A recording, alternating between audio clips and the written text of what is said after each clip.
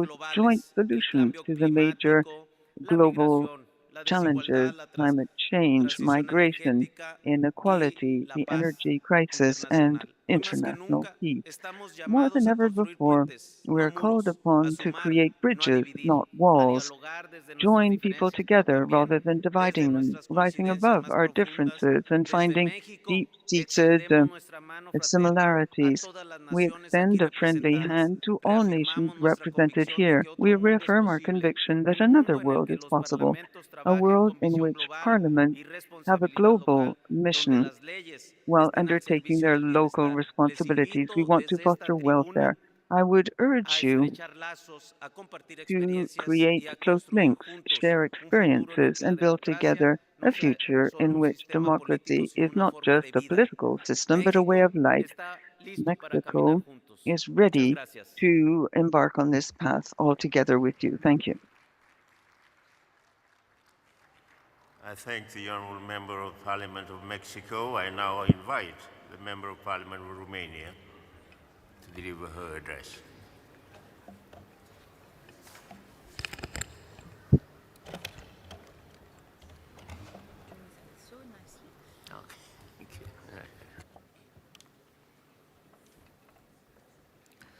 Honorable President, esteemed parliamentarians, it is a great honor to address you today on a cause that we all share in terms of responsibility, social development and justice. Today, we are facing major challenges driven by demographic changes and financial and economic crisis. In light of the pressure of public budgets, and the risk of structural deficit in the labor market in the future, it is a duty of Parliament to support and adopt measures to modernize social policies in order to ensure efficiency and sustainability in their funding. In this context, in 2017, the European Union established the European Union Pillar of Social Rights, a mechanism aimed at improving living and working conditions across the Union, which includes, among other things, analyzing the impact of digitalization on the labor market, including the introduction of artificial intelligence.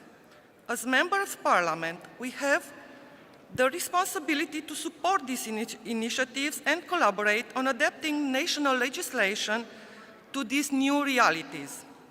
At the national level, an important reform is the Hub for Digital Services in the field of social assistance, which will facilitate the provision of electronic public services and ensure the interoperability of information systems at all levels. These reforms, supported by Parliament, will assist in modernizing social assistance, aiming to improve the quality of life, reduce poverty, and promote social inclusion. Through the 2024 and 2028 governance program, the Ministry of Labour, Family, Youth and Social Solidarity has assumed ambitious objectives aimed at supporting families with children. Additionally, the modernization of the social assistance system and increasing access to social services remain clear priorities within this program. In the National Strategy for Social Inclusion and Poverty Reduction for the next period, essential policies are outlined for the social protection of vulnerable groups: children, the elderly, people with disabilities, and others at risk of social exclusion. These policies are supported by us, the parliamentarians, through the legislation and the allocation of appropriate financial resources. Additionally, in the context of collaboration with European Union partners, we have developed and implemented a roadmap for quality jobs supporting national policies already in place, as introduction of the European minimum wage. In this regard, we continue to strengthen dialogue with social partners to address both the needs of workers and the requirements of the business environment. Regarding the vulnerable citizens, we place a high priority on combating poverty through strategies and actions plans aimed at improving access to housing and supporting those facing homelessness or precarious working conditions. These tools together with the reforms and strategies already in place in the National Recovery and Resilience Plan, will strengthen public services and contribute to reducing poverty and social exclusion. At the same time, as part of the national plan, Romania has committed to a major pension system reform aimed at ensuring its sustainability and reducing existing inequalities. With regard to the green and digital transitions, which are shaping the future of the labor market, it is necessary to accelerate citizen training process so that their skills meet the requirements of the new economy. Romania has already adopted strategies in adult education and support the participation of Romanian universities in European university alliances in order to reduce gaps and promote cultural and academic diplomacy. In conclusion, ladies and gentlemen, I would like to emphasize that social development means leaving no one behind. It is our duty as parliamentarians to adopt economic policies and legislative measures that reduce poverty, promote equal opportunities, and combat discrimination in all its forms for sustainable social development. Thank you.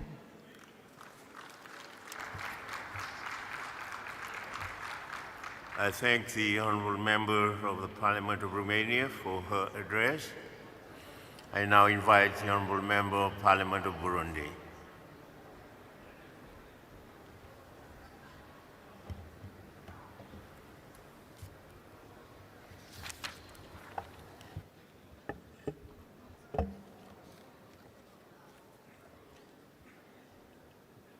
Excellences, Excellencies, ladies and gentlemen,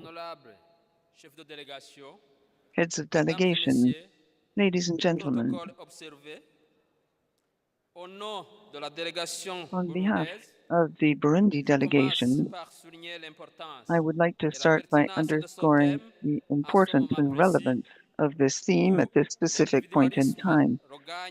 Individualism is growing, and the unequal sharing out of resources has sparked conflict within societies and on an international level. Given the situation, it is absolutely necessary for state institutions to act without delay and to play their part in terms of distributing resources, protecting society, regulating the economy through the implementation of harmonious development policies and social justice, which comply with sustainable development goals in order to put a brake on egoism and the exacerbation of poverty and social inequality around the world. Burundi places priority on a long-term vision, 2040, developing country, 2060, developed country. We have a National Development Plan, 2018-2030. This lays out our strategic thrust, with the idea being to roll this plan out through our social welfare plan, the aim being to eradicate poverty inter alia.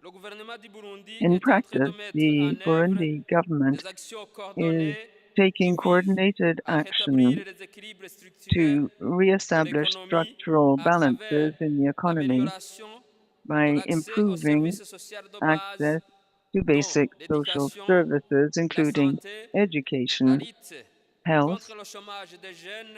We combat youth unemployment and wish to bolster social welfare as a whole. People as dignified beings lie at the core of development, must be the main beneficiary. The Burundi Parliament, in terms of its oversight, contributes to these goals.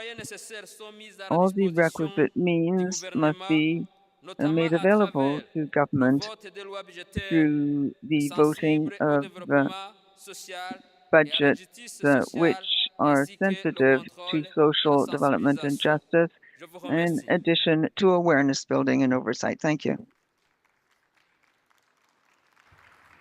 I thank the Honourable Member of the Parliament of Burundi for his address. I now invite the Honourable Member of the Parliament of Libya.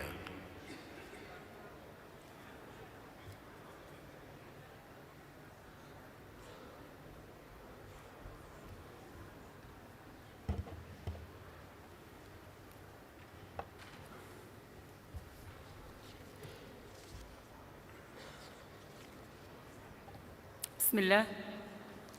أصحاب المعالي والسعادة، السيدات والسادة الحضور Distinguished الكريم. delegates, السلام عليكم ورحمة الله. ladies and gentlemen, أولاً may the peace of God be with you. First of all, I would like to thank the Republic of Uzbekistan, the President, the government, and the people for the excellent organization of this assembly, and I'd also like to thank the IPU Secretariat for its outstanding organization of this meeting. We stand before a series of economic challenges which threaten stability around the world. Many societies are suffering from migration. There are many tragedies.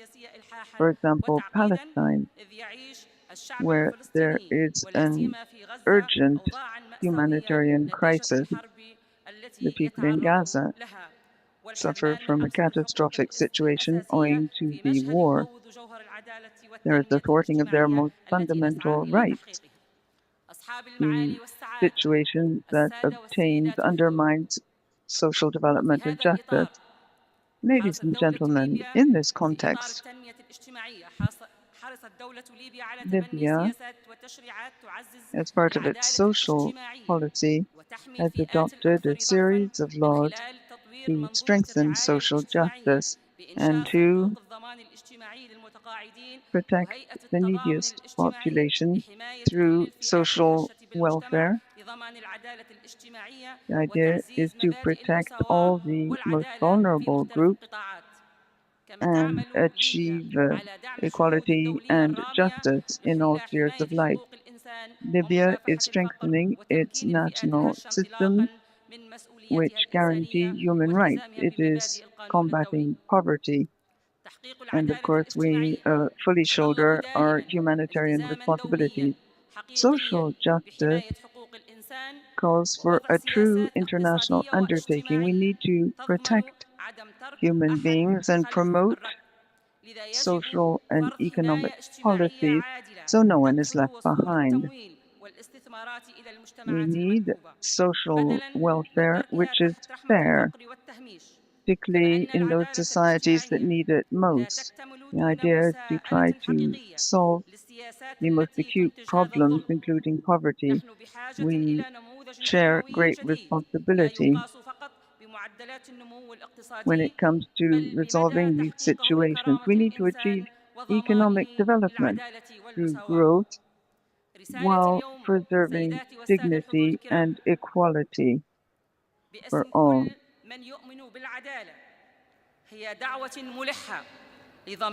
On behalf of all those who believe in justice, I wish to send out this urgent message, call upon the international awareness. There can be no justice, no equality if there is no protection. There can be no protection or welfare without the right policies. And finally,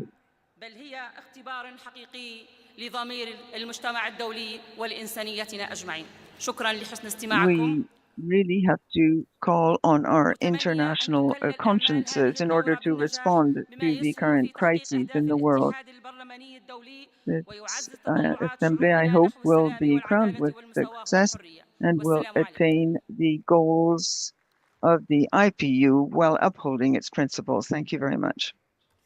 I thank the Honourable Member of the Parliament of Libya for her address. I next invite the Honourable Member of Parliament of Cambodia.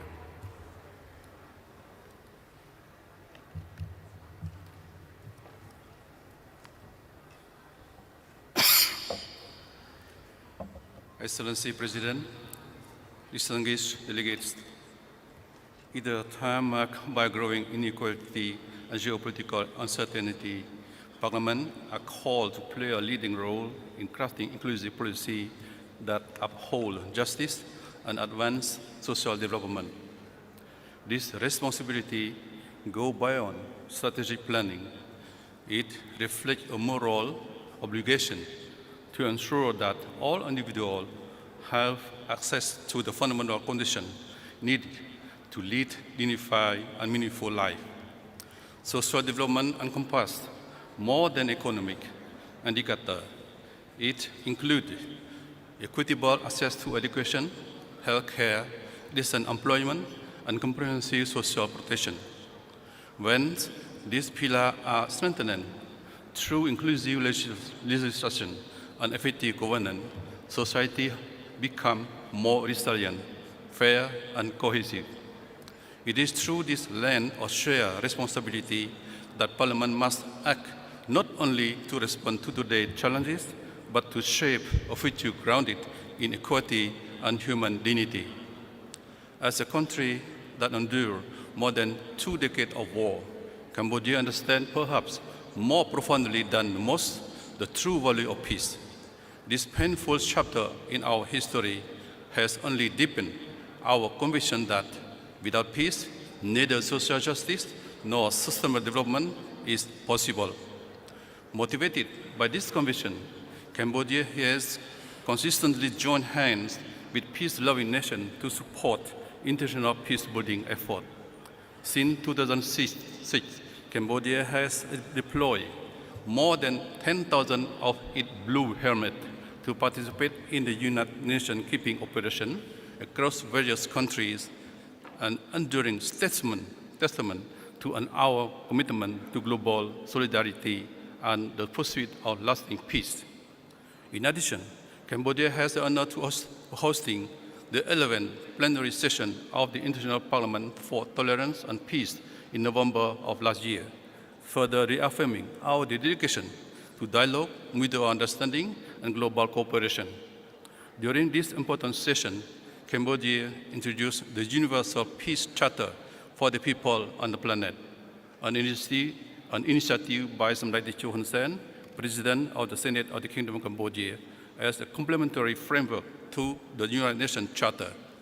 We are proud that many countries have expressed their support and joined this initiative. Excellency President, distinguished delegates, social development is one of the 3 pillars of sustainable development, alongside economic growth and environmental responsibility. The sustainable development goal cannot be achieved without addressing the needs of the most vulnerable and marginalized. Cambodia fully embraced the 2030 agenda and has localized the SDG through our Cambodian Sustainable Development Goal, including an additional national goal on mine clearance, reflecting our enduring struggle against landmine and explosive remnant of war. To date, we have destroyed over 1 million landmine and 3 million explosive remnant of war. More than 3,000 square kilometers of contaminated land have been cleared. Land once sown with danger now support agriculture, infrastructure, and livelihood, lifting millions out of poverty. In November 2024, we proudly host the Siem Reap Angkor Summit on Mine-Free World, bringing together delegates from 150 countries. Cambodia continues to advance for universal adherence to Ottawa Convention and for global mine eradication. Excellencies, President, distinguished guests, rising inequality threatens not only social cohesion, but also long-term economic progress and achievement of SDG. In response to such challenges, the principle of social justice has long guided Cambodia's development strategy. We continue to address the legacy of conflict, poverty, gender inequality, land tenure issues, and disparity in healthcare and education. Despite these challenges, Cambodia has made important progress thanks to the strong partnership with development allies. Thank you very much for your kind attention. I thank the the Honorable Member of Parliament of Cambodia for his intervention. I next invite the Honorable Member of Parliament of the United Arab Emirates.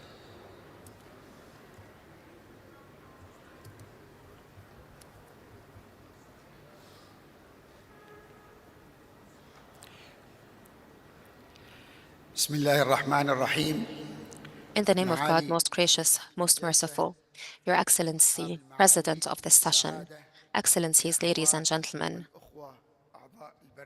brothers and sisters, members of parliaments, may the peace, blessings, and prayers of God be upon you all. I should like to express my deepest gratitude and thanks to the Republic of Uzbekistan, its leadership, and its people for their generous welcome and excellent hospitality. I should also like to congratulate Uzbekistan on hosting the 150th Assembly of the IPU. This is an example of our joint achievements as speakers of parliaments, heads of delegations, and members of parliaments, whether current or former. This is a great success for Uzbekistan, and it goes to prove how capable it is to host international meetings and fora. I should also like to thank the IPU's president and its secretary general, but also its team, for so excellently organizing our sittings, for all their efforts to give us a pioneering example of excellent communication among parliaments of the world. Ladies and gentlemen, we gather here to discuss a theme that touches our hearts: social justice and development. This theme has humanitarian roots. It should bring people together and not divide them.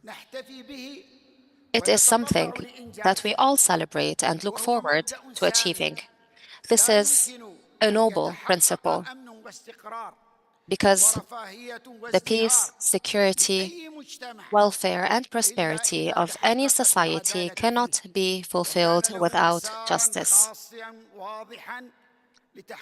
Social justice and development need a clear process which leads ultimately to the achievement of sustainable development. In the UAE, social justice and development were not a choice, they were a necessity. This was not only an issue that was the subject of legislations and laws, it was rather a vital and dynamic process that focused on the welfare of individuals, on the fulfillment of their dreams and ambitions. This is why we adopted a comprehensive system to best serve our citizens in terms of providing the best housing, the best comprehensive services, especially in the health and educational sectors. But at the same time, we provided an enabling environment for the fulfillment of the dreams, ambitions, and aspirations of our people. We are very proud of the Emirati achievements. It is something that any visitor of the UAE can see for themselves.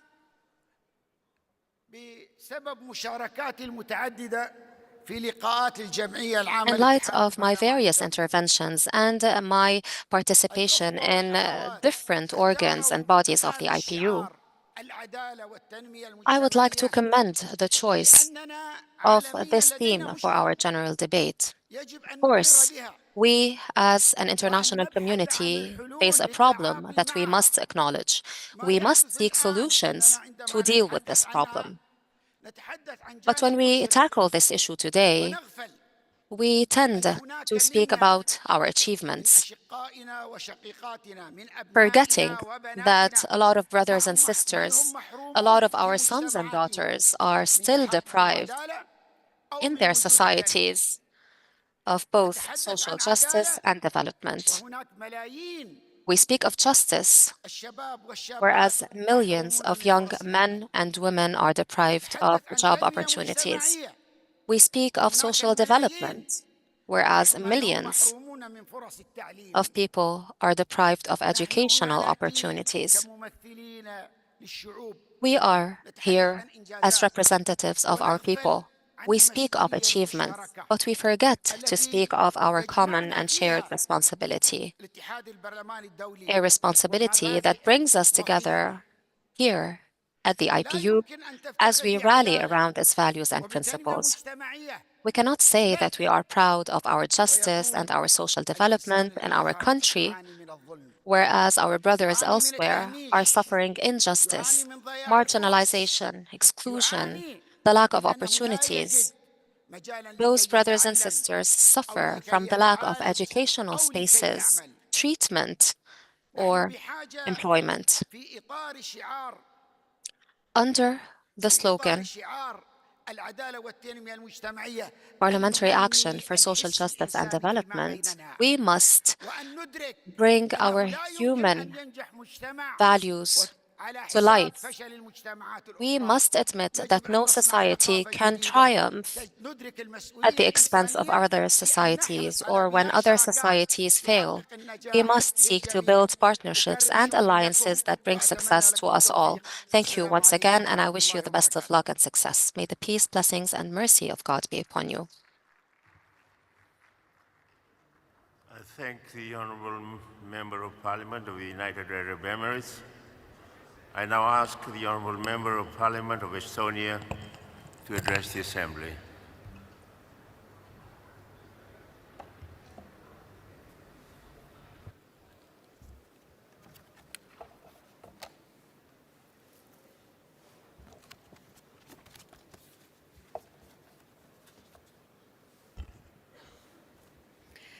Distinguished Chair, dear colleagues, honourable host, ladies and gentlemen, good morning.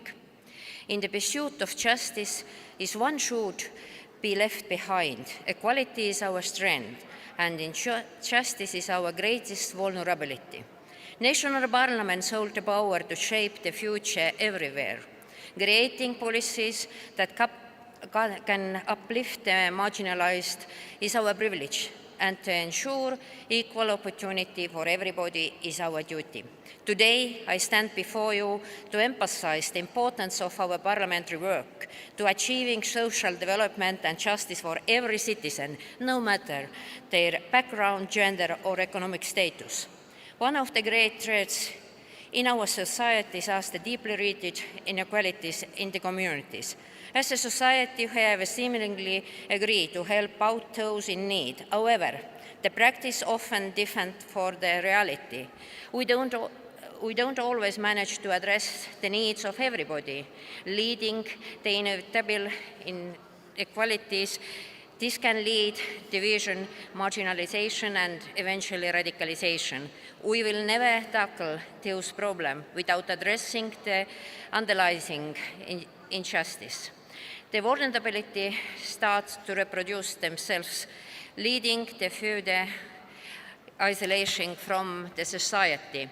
Needless to say, the vulnerable groups are often exposed to the influence of unfriendly forces, targeting marginalization, restoration, stability within communities. Therefore, it is our duty to minimize the equality by offering adequate support to all in need. As a society of truth, realizing our words and action, if we value is justice, we must fight inequality and celebrate differences. Belonging to different social groups, having different social economical capacities, our social identity should be our strength, not our greatest weakness. This is where we, the representatives of a nation, must step up. We must be loud and clear, not only in our messages, but also in action every single day. Fundamental freedom can't be questioned or restricted anywhere. We have to adopt a resolution which will take into account the universal right of life, development, education, poverty, and freedom of speech. By creating inclusive societies and fighting injustice, we create a more peaceful world for ourselves and our children.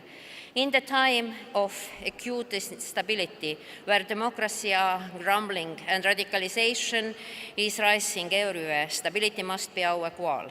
Let us remember that the work of nation parliaments is not about passing laws. It's about shaping the future where stability, justice, and opportunity within reach for all. Through collective action, we have to power to create a society where no one is left behind.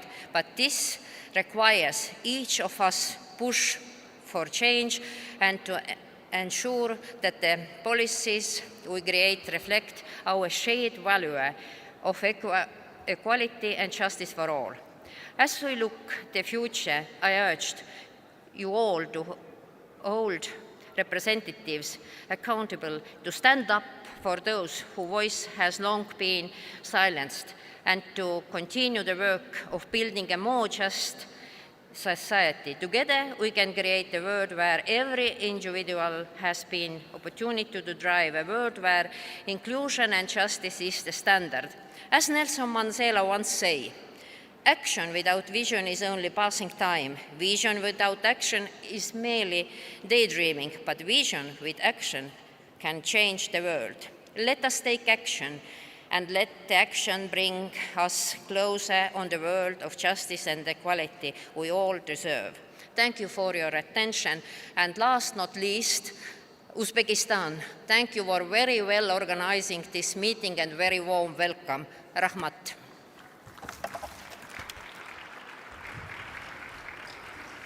I thank the Honourable Member of Parliament of Estonia for her intervention. I next invite the Honourable Member of Parliament of Burkina Faso.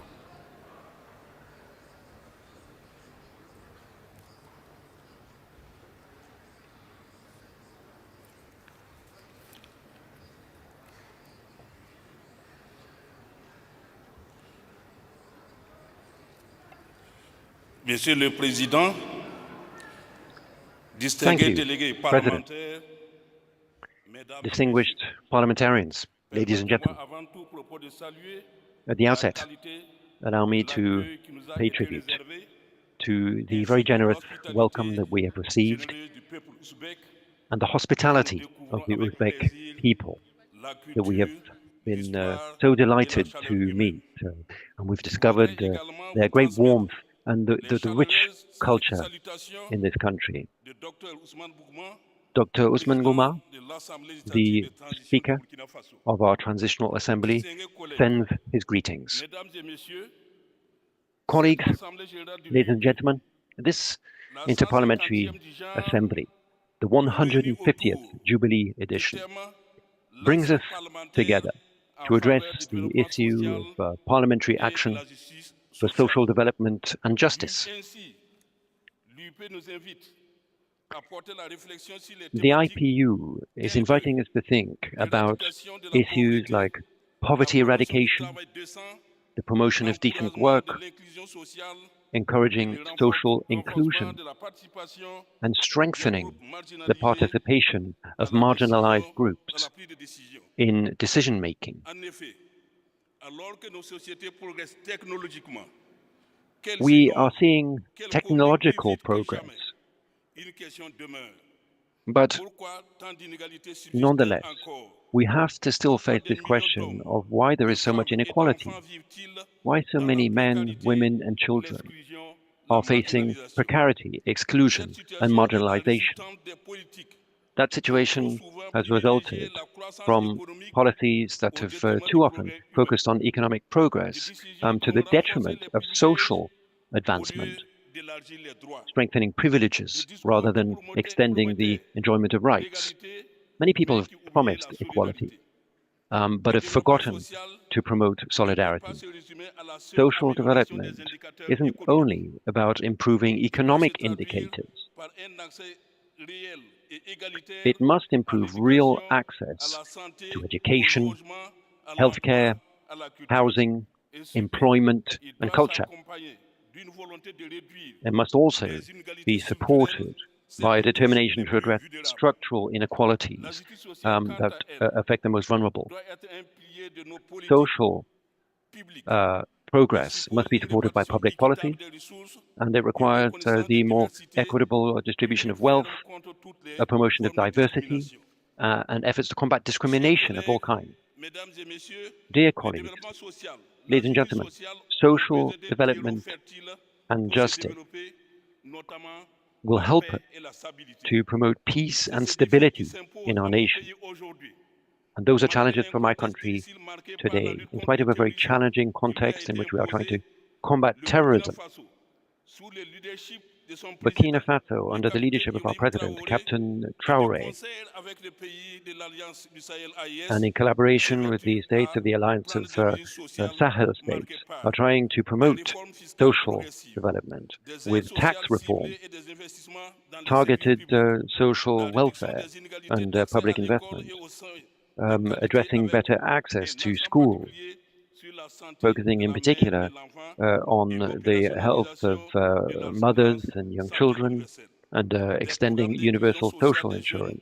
We have social inclusion programs that focus on young people to support our educational reform.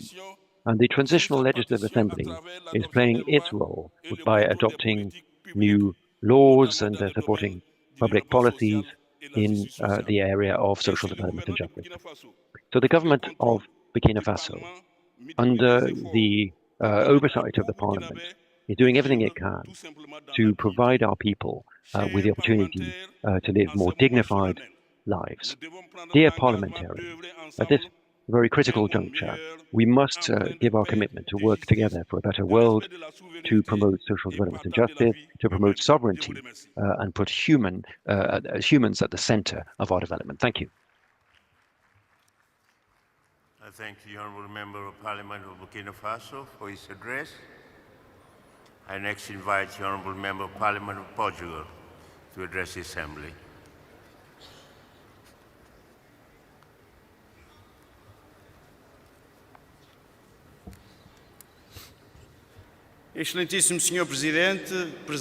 Madam President, dear colleagues, allow me first of all to say a word to the entire Uzbekistan organization for their extraordinary welcome here present.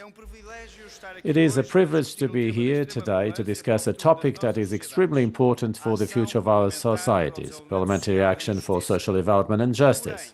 However, before we begin any discussion on public policies and sustainable development, it is crucial to recognize a fundamental point. There can be no social justice and no real development as long as armed conflicts continue to devastate communities in different parts of the globe. The end of armed conflicts is the necessary basis for any development effort to be sustainable and effective, and so that, in the end, this development is not just within the reach of a few. Social justice will only be a reality when we can live in a world where guns fall silent and human rights are respected everywhere on the planet.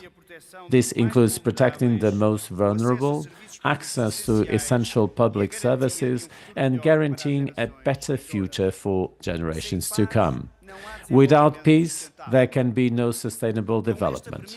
With this premise in mind, a second point I'd like to make concerns the resources necessary or the needed for our development purposes. It is our responsibility as parliamentarians to work to implement a system of tax justice that ensures the resources needed to tackle social challenges.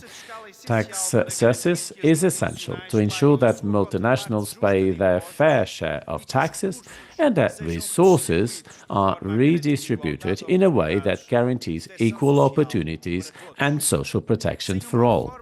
Without a fair tax reform, we cannot make significant progress in eradicating poverty, accessing quality education and healthcare, and promoting decent housing. Abandoning the OECD Pillar 2 reform is a strategic mistake. This reform seeks to establish a minimum global tax rate, combating tax evasion, and ensuring that new resources that are so necessary for the realization of essential public policies are not diverted. Without this reform, we allow this significant part of global wealth to remain untaxed, jeopardizing social justice and sustainable development. In addition, challenges in tariff policy in international trade can further exacerbate the difficulties in financing these public policies, especially in developing countries. Increasing these tariffs could reduce access to essential resources and make it even more difficult to guarantee social rights for the most vulnerable populations. A trade war will harm everyone, including the consumers of the countries that go ahead with increasing tariffs, which is why we must take safe and firm steps here to promote free trade within the framework of the rules defined by the World Trade Organization.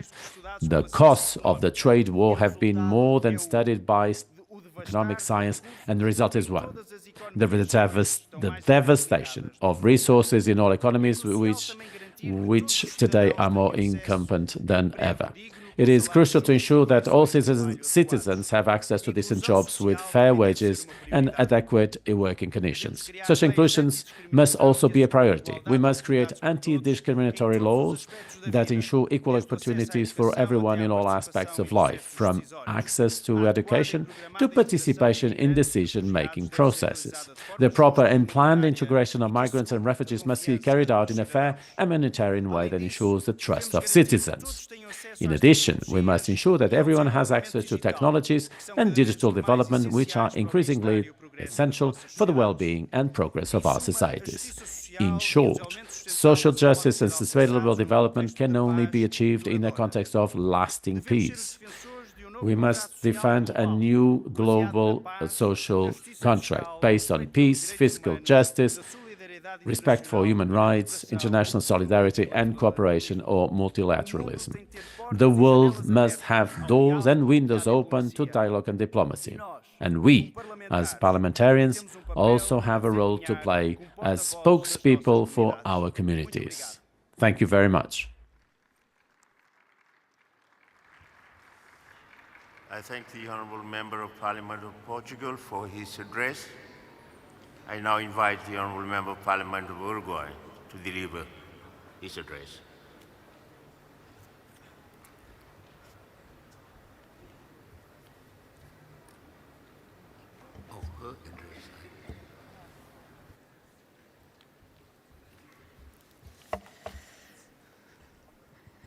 Assalamu alaikum.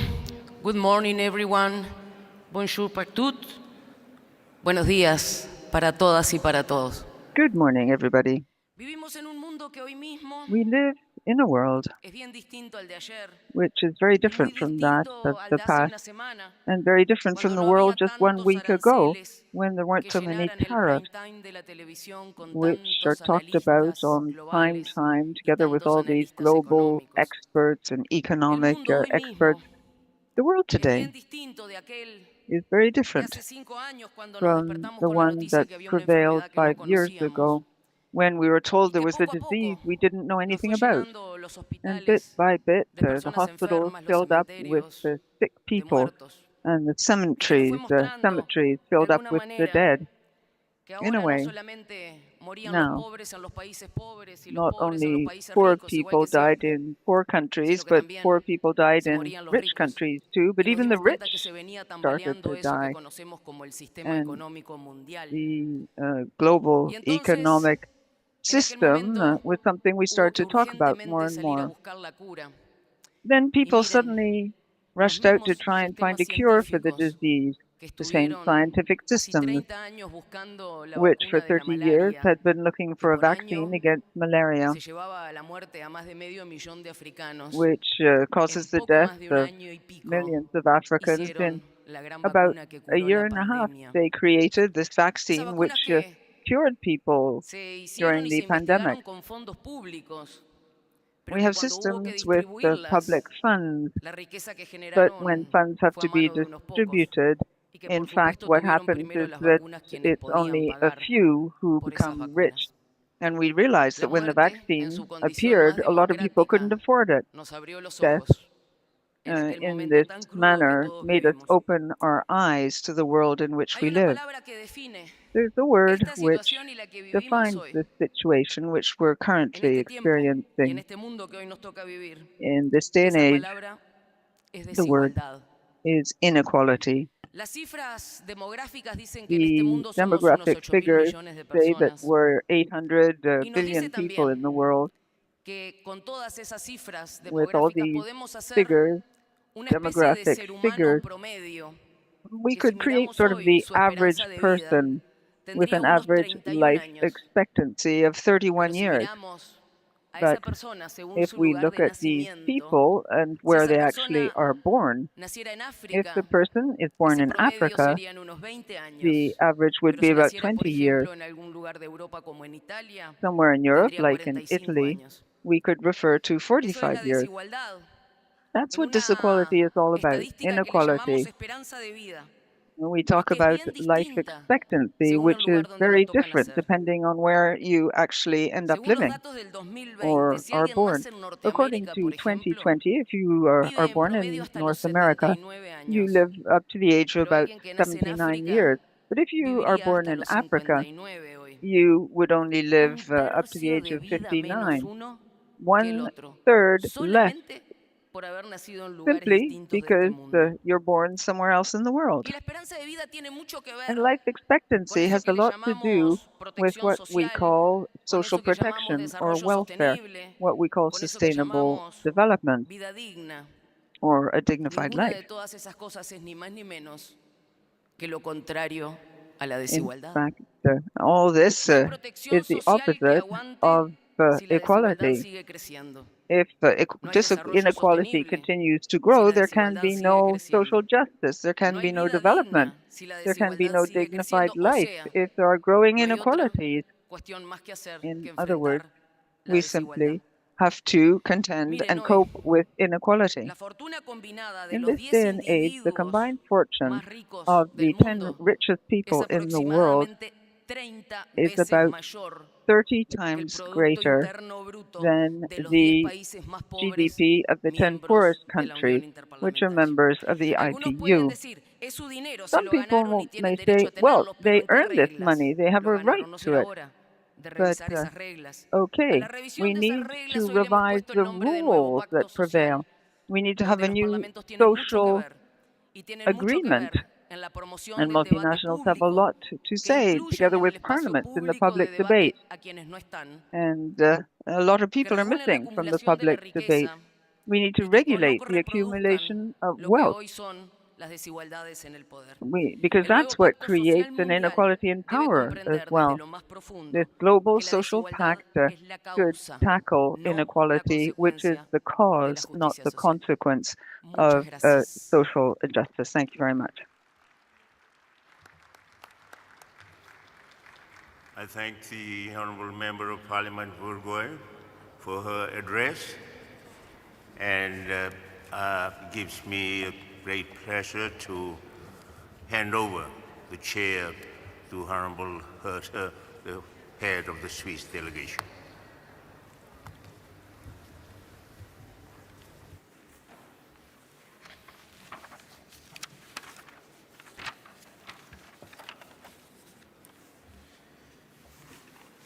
Your Excellency, Madam President of the Inter-Parliamentary Union, Excellencies, Speakers of Inter-Parliamentary Assemblies, Honourable Members of Parliament, distinguished guests, ladies and gentlemen, it is with profound sense of honour and responsibility that I address this distinguished assembly, which embodies aspiration of nations across the world. On behalf of the Parliament of the Economic Committee of West African State, ECOWAS, and the 400 million people we represent, I extend our sincere gratitude to the Inter-Parliamentary Union for organizing 158th Assembly. Our appreciation also goes to the Republic of Uzbekistan, a millennia-old nation at the crossroad of civilization for their legendary hospitality and steadfast commitment to multilateral and multicultural dialogue. Your Excellency, the theme of this Assembly, Parliamentary Action for Social Development and Social Justice, presents an invaluable opportunity to reaffirm our shared commitments to more just and equitable world. As the preamble of the Constitution of the International Labour Organization rightly states, lasting peace can only be established based on social justice.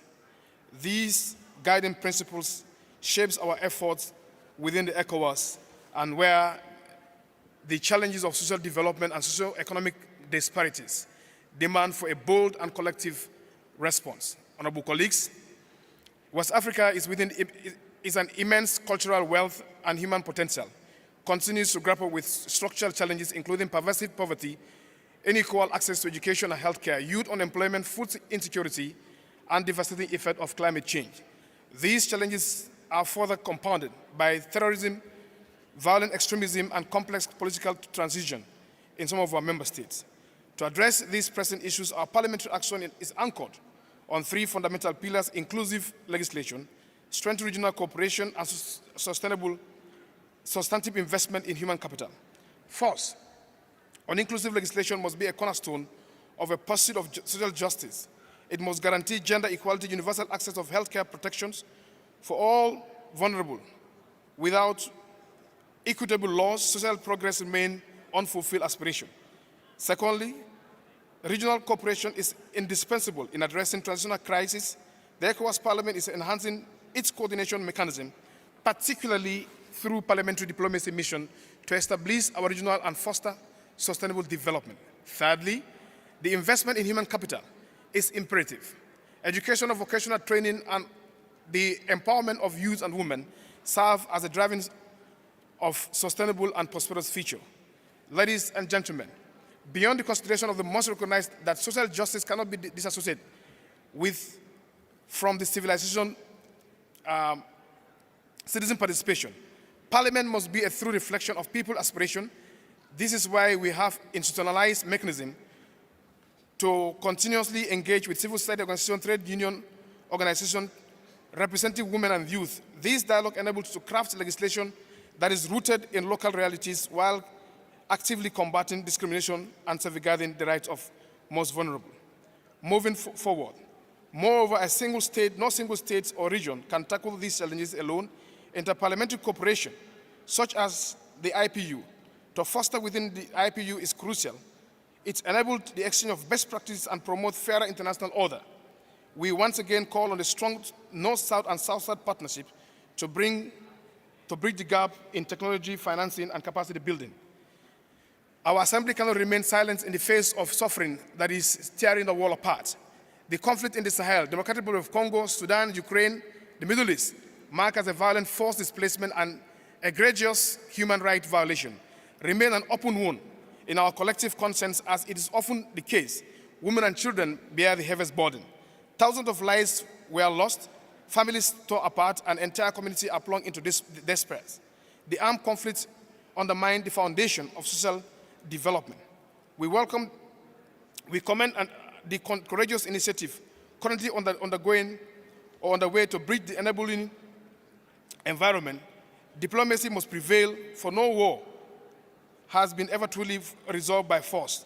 As a firm advocate of multilateralism, ECOWAS reaffirmed its commitment to the principle of the United Nations Charter to support all diplomatic missions to negotiate aims at bringing peace and upholding peace. To conclude, I sincerely hope that this aspiration of this solidarity that unites us will work together to build a future where every human being, regardless of your origin, your circumstances, enjoys a full rights and contributes to a sustainable world, and also to contribute to the construction of fairer and equitable society. On that note, before I conclude, I want to also sympathize with the demise or passing away of the clerk of Zambia delegation. May he so rest in peace. We sympathize with them. Thank you very much.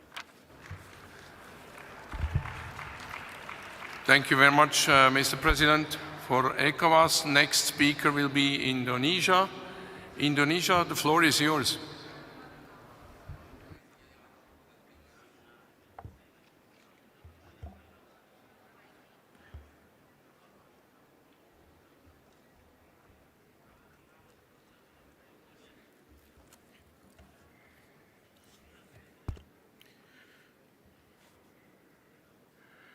Assalamualaikum warahmatullahi wabarakatuh. May peace be upon us all protocols observed.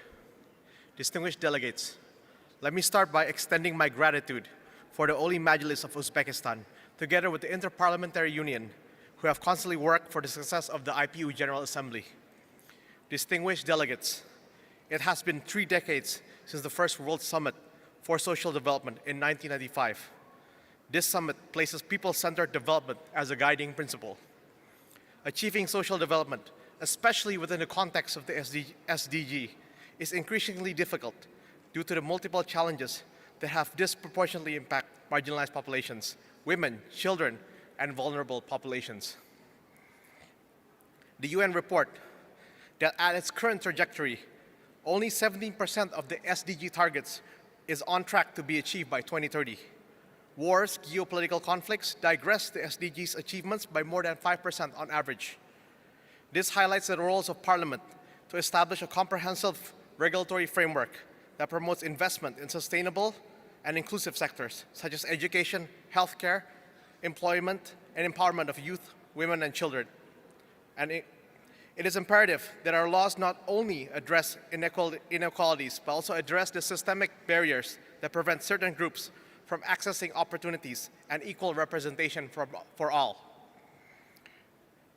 Honorable delegates, ladies and gentlemen, international collaboration has never been more urgent, especially when development can only take place in the context of a peaceful environment. Parliamentary diplomacy should be employed as a tool to strengthen and reform the international system. The UN, alongside the IPU, shall be impartial and come up with concrete resolutions to end violence, uphold justice based on international law, and create sustainable peace in Myanmar, Palestine, and other parts of the world. Lastly, as parliamentarians, we are not only elected to govern, we are primarily elected to serve, to ensure that the people's voices are heard, requirements are met, and their rights respected. Thank you.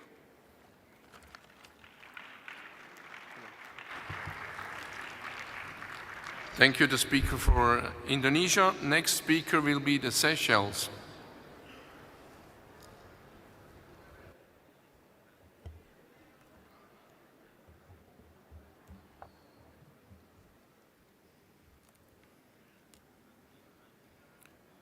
Mr. President, all glory be to God the Almighty for His grace and favor upon us. It is with sadness on behalf of the Seychelles delegation that I extend our condolences and sympathy to the Right Honourable Speaker Muti of Zambia and delegation from the death of their clerk last night. We, the African whole family of IPU, stand by you at this moment of mourning. On behalf of the Seychelles delegation, I would like also to convey our sincere gratitude to the government and people of Uzbekistan for the warm hospitality given to us and the IPU family. I congratulate the Uzbekistan Parliamentary Organization team for the smooth running of the 150th IPU Assembly. Mr. President, the World Meteorological Organization has confirmed that 2024 was the warmest year on planet Earth on record. Global temperature has surpassed the 1.5 degrees Celsius pre-industrial level based on 6 international data sets. This trend goes beyond to what we agreed in the long-term temperature goals of the Paris Agreements, amongst others. This will have an exponential impact on social development and justice, which is the core subject of the general debate as we meet. It further exacerbates the peace and security aspects of the Agenda 2030 for Sustainable Development Goals.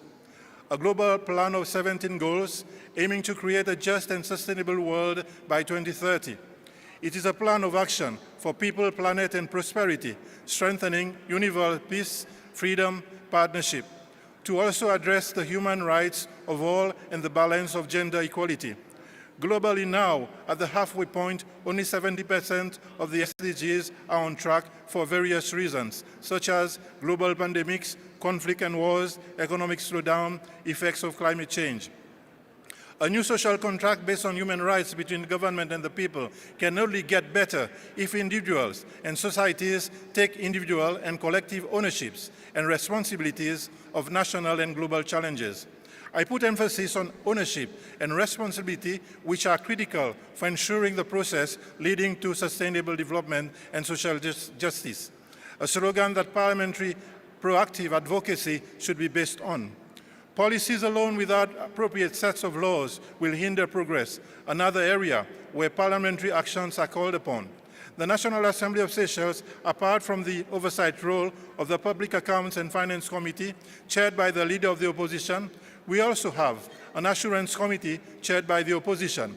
Its principal role is to ensure that the commitments made in plenary during public hearings by the ministers, the executive is taken to task to deliver.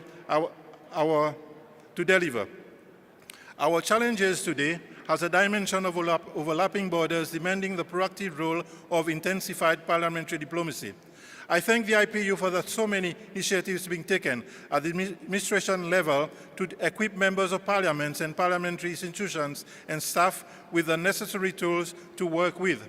Such tools is the recent creation of the joint meeting of heads of geopolitical groups, heads of standing committees, and other bodies of IPU to assess, brainstorm, and give ideas of how IPU as a global parliamentary organization can do better. To that, we look forward to the outcome of the new IPU strategy. This initiative should look at how emergency items are being dealt with and whether there is a need to further amend the rules to accommodate IPU to better respond to the challenges of today in this modern age compared to 150 years ago.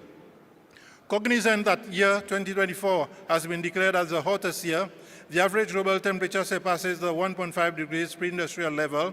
Scientists have also warned us of the effects of rising heat to human lives and the loss of biodiversity and damage to our ecosystem. Let us use our time, energy, and thoughts to take action with precision, bearing in mind that everything is possible, but are they all beneficial at the end of the day? Knowing full well that the elephant in the room is the need for the reform in the Security Council to give more impetus to parliamentary diplomacy and action.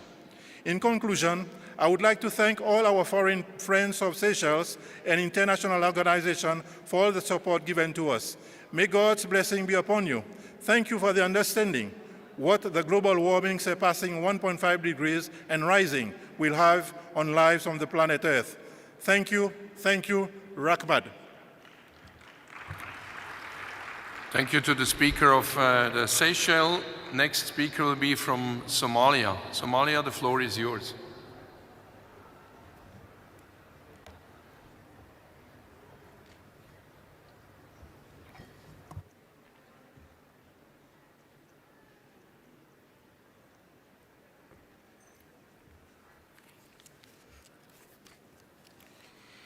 Bismillahirrahmanirrahim. Assalamu alaikum wa rahmatullahi wa barakatuh. Dear President, distinguished guests, ladies and gentlemen, good morning, and let me begin by expressing my deepest gratitude to the organizers of this esteemed 105th IPU Assembly for hosting this pivotal event. It's an honor to be here in Tashkent, Uzbekistan, a city that has become a beacon of progress, as we convene to discuss one of the most crucial issues of our time, parliamentary action for social development and justice. As the Deputy Speaker of the Federal Parliament of Somalia, I stand before you today representing the Somali people, a nation that has experienced its fair share of challenges but continues to rise with resilience, hope, and an unwavering commitment to achieving social justice and development. Dear President, in Somalia, social development and justice are central to the national agenda, addressing challenges such as terrorism, poverty, displacement, and climate change. Our Parliament has made significant progress toward ensuring all citizens have access to equality, dignity, and opportunity, recognizing that social development cannot be achieved without justice. The Parliament believes that justice is the foundation of peace, which in turn fosters development. True development can only thrive in societies free from injustice, inequality, and discrimination. Dear President, ladies and gentlemen, we believe that parliaments play a crucial role in achieving development and justice by not only legislating laws, but also listening to citizens, advocating for their needs, and ensuring policies and laws are enacted transparently, equitably, and inclusively. In Somalia, the Parliament has focused on creating laws to address the needs of marginalized people, including women, youth, and displaced populations. Additionally, significant steps have been taken to combat corruption, promote good governance, and ensure equitable resource allocation, particularly in vulnerable people. These efforts are vital for building a fair and empowered society in Somalia.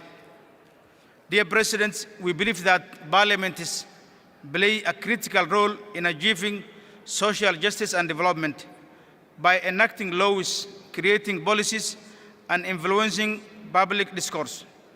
Dear President, to promote employment and economic justice, Somalia is committed to policies that address the needs of its poorest communities through programs focused on sustainable livelihoods, job creation, and poverty reduction. The government aims to build an inclusive economy for all Somalis. The Federal Parliament of Somalia has recently enacted the Somali Labor Code, which protects workers' rights and fosters a fair working environment, supportive, inclusive economic growth, and reducing inequalities. Dear President, Somalia's parliament is committed to international collaboration, recognizing that social development and justice are global concerns. Somalia is one of the most vulnerable countries to climate change, has made environmental justice a priority. The Somali parliament has approved the Environmental Protection and Management Law aimed at protecting the environment, promoting sustainable agricultural practices, and building resilience to climate change impacts. Challenges like climate change, armed conflict, health crisis, and economic instability require collective action and cooperation. Somalia has been an active participant in international efforts to achieve the Sustainable Development Goals (SDGs) and remains dedicated to principles of international justice and solidarity. As the nation continues to rebuild, Somalia's federal parliament reaffirms its commitment to work relentlessly with global partners to promote social justice and development and equality for all citizens, ensuring the protection of rights and dignities. In a call to action at the 105th IPU Assembly, Somalia acknowledges its progress while recognizing the need for continued effort. The Somali Parliament urges collective commitment to strengthening global parliamentary action for social development and justice. I thank you all. Thank you to the Speaker of Somalia. Next speaker, please, San Marino. San Marino, you have the floor.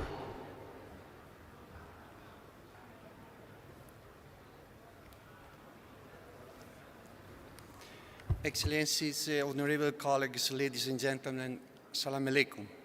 I speak today with a deep sense of responsibility on behalf of the Republic of San Marino, and a land that for over 70 centuries has based its existence on the values of freedom, later strengthened by democracy and social justice. Our presence in this assembly witnesses a comment that goes beyond the borders of our small republic. The reason is that social justice, fair development, or people's dignity are not only the aspiration of a few, but universal rights which belong to all humanity. Concerning San Marino and the social centrality of the person, note that since 1955, with the establishment of its Institute of Social Security, San Marino has created a welfare model that guarantees free and universal public health care, accessible to all without distinction of income or social condition. Over the years, this vision has expanded, including a social safety net that guarantees support for family, protection for students and workers, and access to free education. The concept of social security in San Marino actually means collective protection in every daily personal activity, It aims to organize the economy by protecting people's rights. Society cannot be saved without justice, but justice alone is not enough. Social charity is necessary. It is with this spirit that San Marino has always operated, knowing that development is not authentic if it does to mean progress for everyone.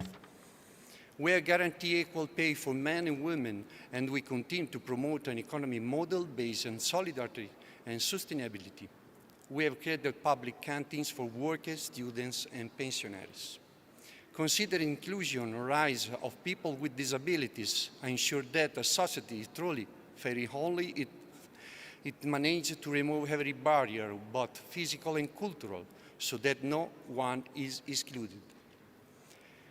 Our Parliament in 2021 ratified the United Nations Convention on People with Disabilities' Rights, reaffirming the principle that every individual has the right to an autonomous and fully integrated life in society. And approved new measures to guarantee the autonomy of people with disabilities, facilitating access to housing and work, because inclusion is not just a social policy, it is a question of justice. There are not only political shows, but these are acts of civilization. Every society that wants to define itself as safer must guarantee to each individual the opportunity to express its potential without obstacles, without discrimination, without the fear or not being helped. Today, we appeal to the international community, as in a year of growing disparity, we are facing a crucial challenge. Give back to people the control of their own future, ensuring real opportunities of growth and well-being for all.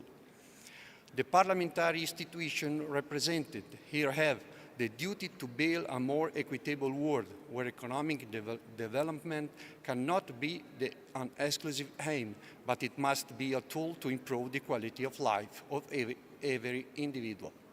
The new social contract must include three fundamental pillars: universal social protection so that no one is left behind, includes democratic participation so that politics could be an expression of everyone's will, an ethical economy that measures progress not only in terms of GDP, but that considers the collective well-being.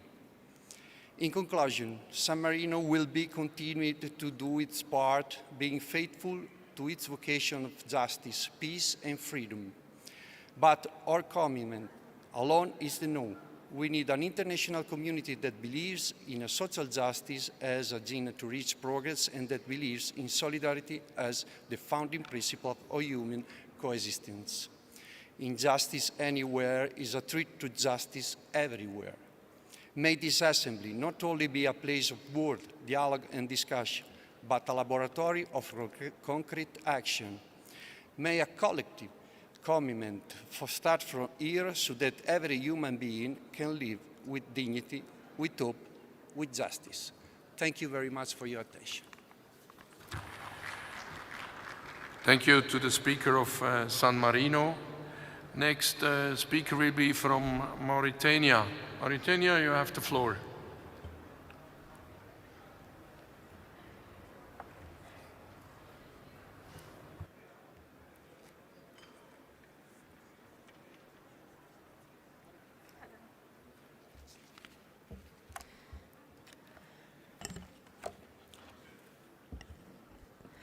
بسم الله الرحمن الرحيم والصلاة والسلام على رسول الله. السلام عليكم ورحمة الله تعالى وبركاته.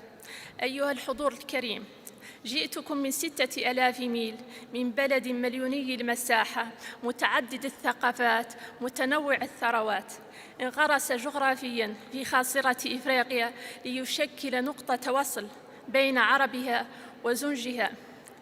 يتشكل اجتماعياً من ألوان الطين، ففينا كل ملامح الإنسان وألوانه. امتزجت فيه ثقافات هاجرت إليه، يتحدثون بألسنة شتى ويتعايشون على أرض سخية ووفية لأهلها.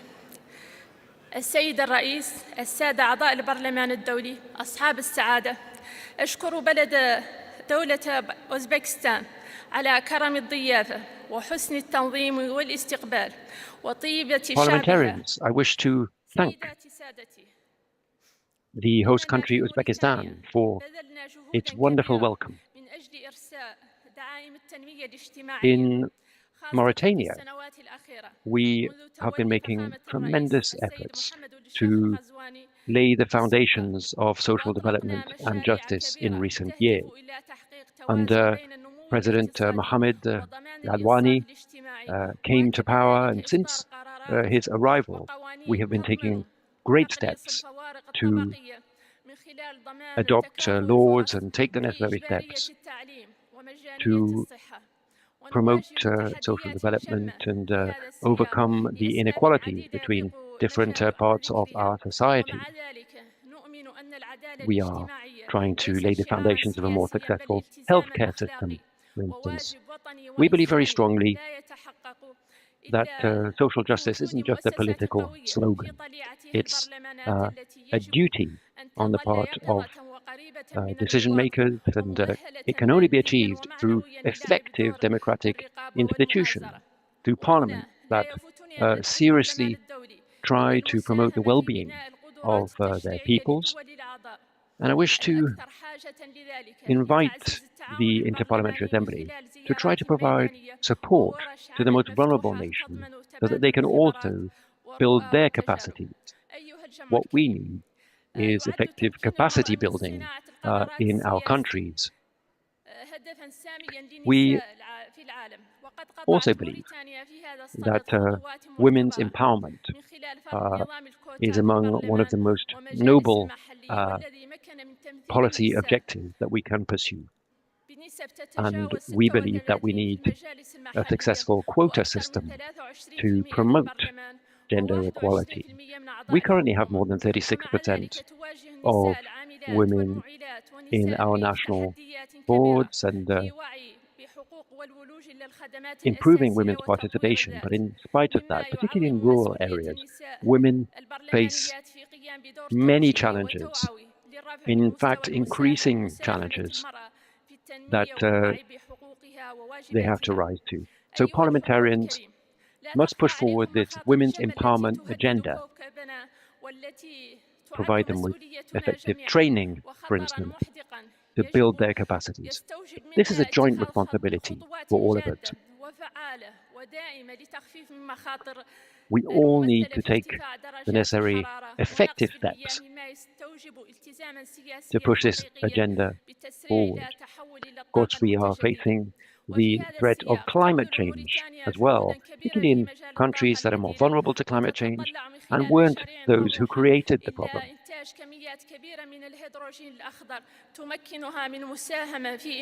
We, in our country, are also facing energy challenges. We must build more renewable energy sources. And we have a green energy program which is focusing our efforts. We also must guarantee a cleaner and more sustainable future for our children. We need to ensure that the environment is protected and our natural resources with it. I also want to say that the genocidal war that is being waged on the Palestinian people, in view of the world, as a civilized world stands by and watches, is one of the major tragedies we are facing in the world today. And yesterday, we failed to adopt and follow our union. The occupying power in Gaza and the West Bank continues to destroy homes, hospitals, schools, places of religious worship.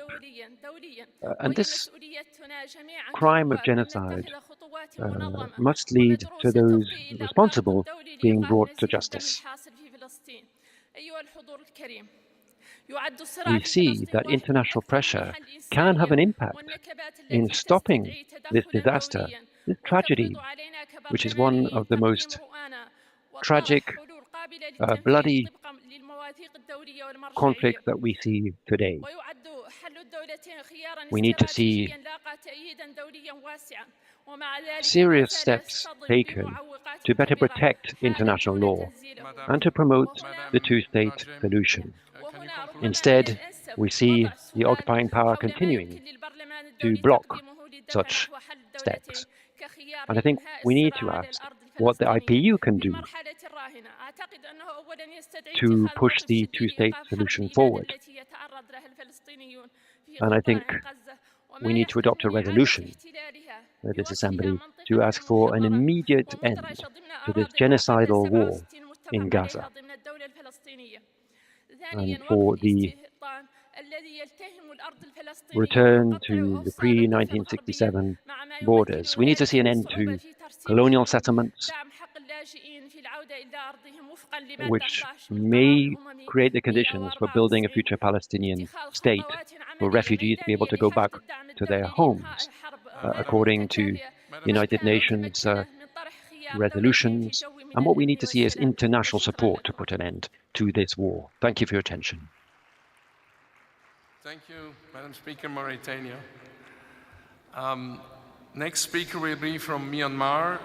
Myanmar, you have the floor, please.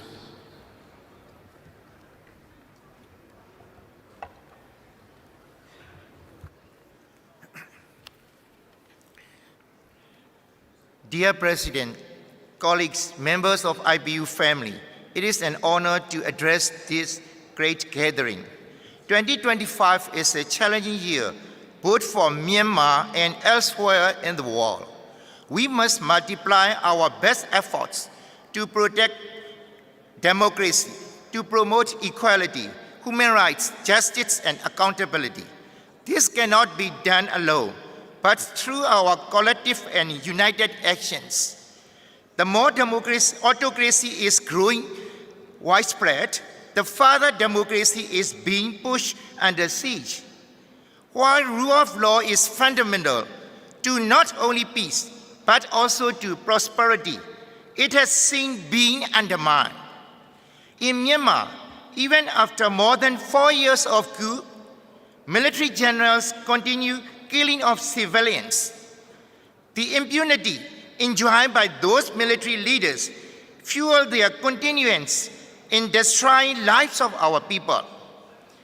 It has been seriously damaging social justice and development, leading to widespread displacement and economic hardship.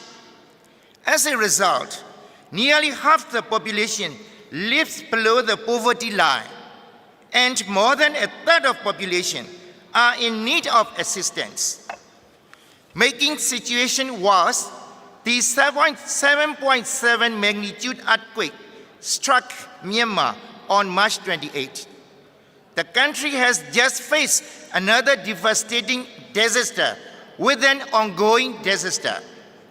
Nearly 3,500 people were reportedly killed and nearly 5,000 people injured. Many survivors are left without shelters, food, water, and medical care. They are in urgent humanitarian needs. In the face of this tragedy, the National Unity Government, NUG, and ethnic resistance organizations, EROs, declare a ceasefire to allow emergency aid reach to affected areas. Meanwhile, the military junta continues its violence, launching 63 airstrikes across the 30 townships in just 1 week, targeting civilians across the country. Even in the areas emergency response, unnecessary efforts are made to obstruct aids and rescue help. There are serious concerns that international humanitarian funding must be controlled by military and diverted to fuel further military violence. We cannot let this happen. Dear friends, please help people in Myanmar accessible to immediate humanitarian assistance. Please speak out for a real ceasefire and cease of air strike. Please help us swift return to democracy in Myanmar. Thank you very much. Thank you to the Speaker of Myanmar. Next speaker will be from Brazil. Please, Brazil, you have the floor.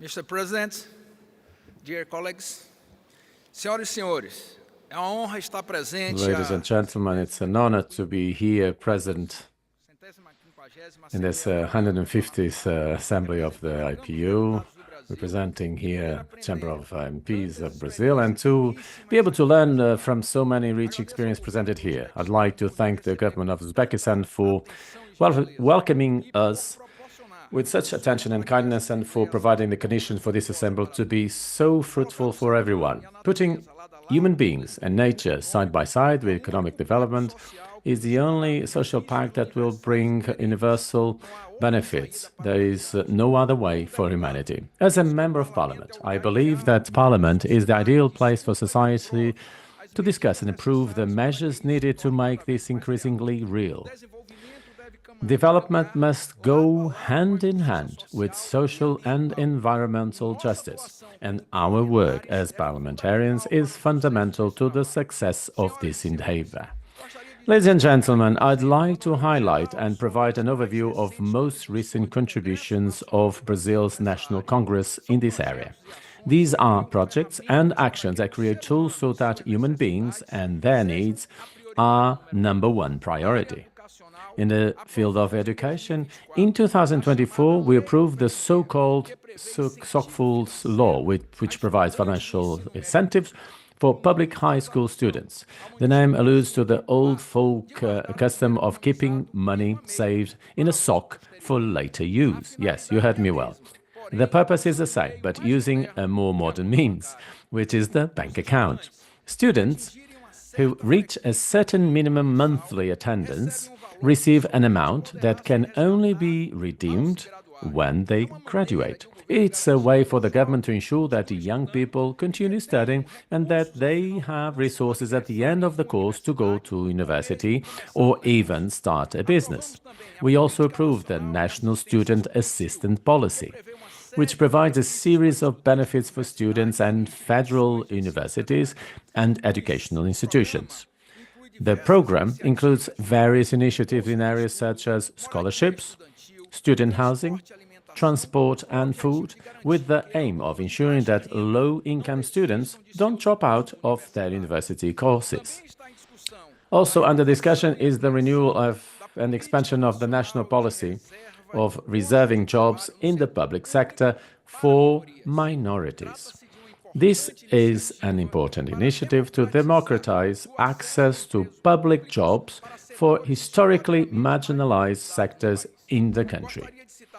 I'd also like to mention the Acredita no Primeiro Passo, Believe in the First Step program, which was approved by Congress and aims to promote the social economic inclusion of low-income people through professional training, access to microcredit, and support for entrepreneurship.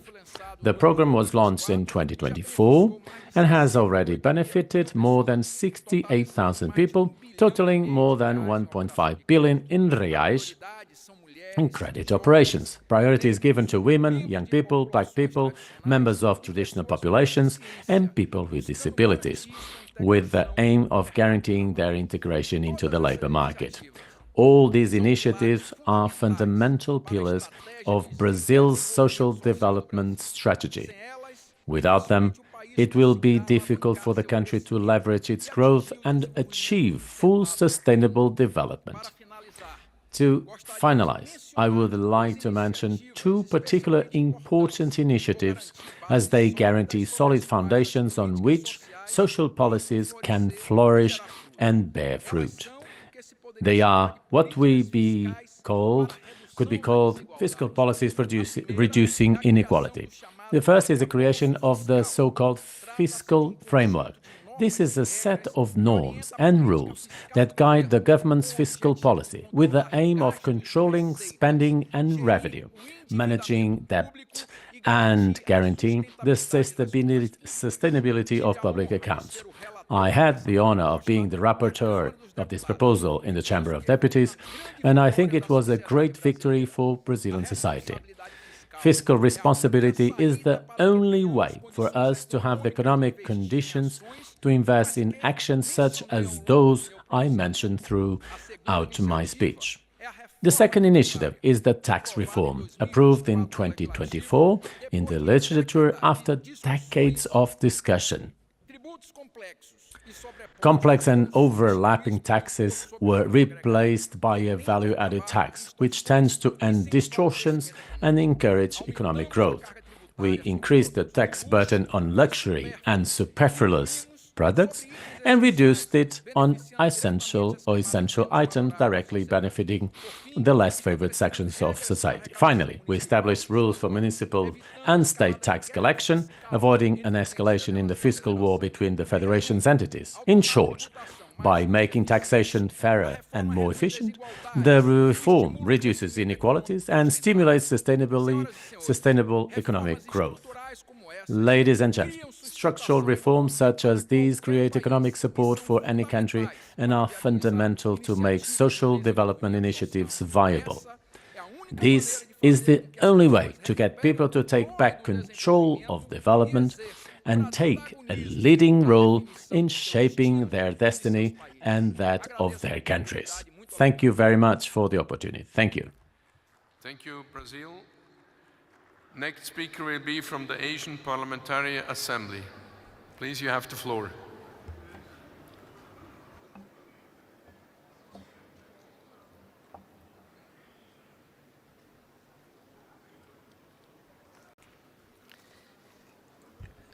Bismillah ar-Rahman ar-Rahim. Mr. Chair, before starting my remarks, I should say that for the third time, the multilateral parliamentary diplomacy failed to support the innocent people of Palestine and to condemn the genocide in Gaza. Mr. President, dear colleagues, at the outset, let me express my deepest gratitude to the government and parliament of the Republic of Uzbekistan for the gracious hospitality and excellent organization of the 150 IPU Assembly. The theme chosen for debate at this assembly is a matter of great significance for every society from different perspectives and should be placed at the key agenda items of every IPU member parliament and parliamentary organization. Unfortunately, rights to social development and justice are being ignored in numerous cases, most particularly at wartime conditions in the war-ravaged areas, noticeably in respect of women and children. The clearest example of this situation can be witnessed in the Gaza Strip. It is nearly 18 months that Gaza Strip is facing with the war crimes and humanitarian crisis, as well as severe devastation of its infrastructure in the aftermath of Israeli incessant bombardments and mass killings of the innocent civilians, which have now been reduced the enclave to rubble with disparity of all its structural capacity, leaving the inhabitants into sheer poverty and displacement. To this end, we as parliamentarians should spare no effort to exercise any action within our parliamentary mandate to invigorate parliamentary diplomacy to diffuse continuation of the war crimes committed by the apartheid regime, to relocate and displace the innocent people of the Palestine under the exertion of unilateral policies conducted by its close allies. The forceful relocation of the Palestinian people and imposition of expansionist policies are currently conducted in the framework of the most extreme contemporary attempt to dehumanize a whole group of people who they believe deserve to be exterminated, let alone respect for their human rights and exercise of acts for their social development and justice. It is under such circumstances that the Asian Parliamentary Assembly, in the context of its mandate as the large parliamentary platform, has expressed its grave concern over the acts of genocide pursued by the occupying regime to deprive the Palestinians from their rights to life as human beings. I thank you for your kind attention. Thank you very much for the Speaker of Asian Parliamentary Assembly. Next speaker will be from the Parliamentary Assembly of the Mediterranean. You have the floor. Thank you, Chair. Excellencies and colleagues, it's a great honor for me to speak on behalf of the Parliamentary Assembly of the Mediterranean. Without social development and justice, there are no chances for sustainable development and well-being of populations around the world. True democratic systems are needed. However, at present, we are confronted with significant challenges and threats impacting the resilience of democratic institutions, in particular, considering the unregulated use of AI, misinformation and disinformation campaigns, as well as increasing attempts by foreign actors to disrupt democratic processes. Since its inception, PAM has positioned social development and justice at the heart of its work, enshrining those values within the PAM Charter of the Mediterranean. Recognizing that social inequalities represent a profound threat to regional stability, peace, and prosperity, PAM advocates for the promotion of socio-economic and political inclusive, equitable, and sustainable solutions within the enlarged Mediterranean area. The Assembly operates by steering parliamentary diplomacy's efforts to enhance social equity, gender empowerment, access to natural resources, education, health services, and the respect of human rights. At present, at the request of UN, PAM is assisting and monitoring the implementation by its member states of the UN Pact for the Future, with the aim of rebuilding trust in multilateralism and international governance.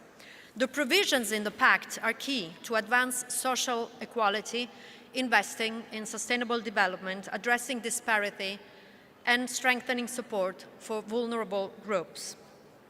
Dear colleagues, social development and justice cannot be achieved without gender equality, a fundamental condition for inclusive and sustainable progress. Through the Assembly's initiatives, PAM is engaged in promoting women's empowerment, ensuring their access to the education system, to a fair job market and healthcare services. These efforts are closely tied to addressing the root causes of gender inequality across the enlarged Mediterranean regions. Together, through sustained and accelerated parliamentary engagement, through sincere dialogue and dedicated action, we can support coordinated efforts to advance social justice, inclusivity, and lasting solidarity, paving the way to a different, truly different, more equitable and resilient future. Thank you very much. Thank you, Chair. Thank you for the words of the Parliamentary Assembly of the Mediterranean. Next speaker will be the World Health Organization. You have the floor, please.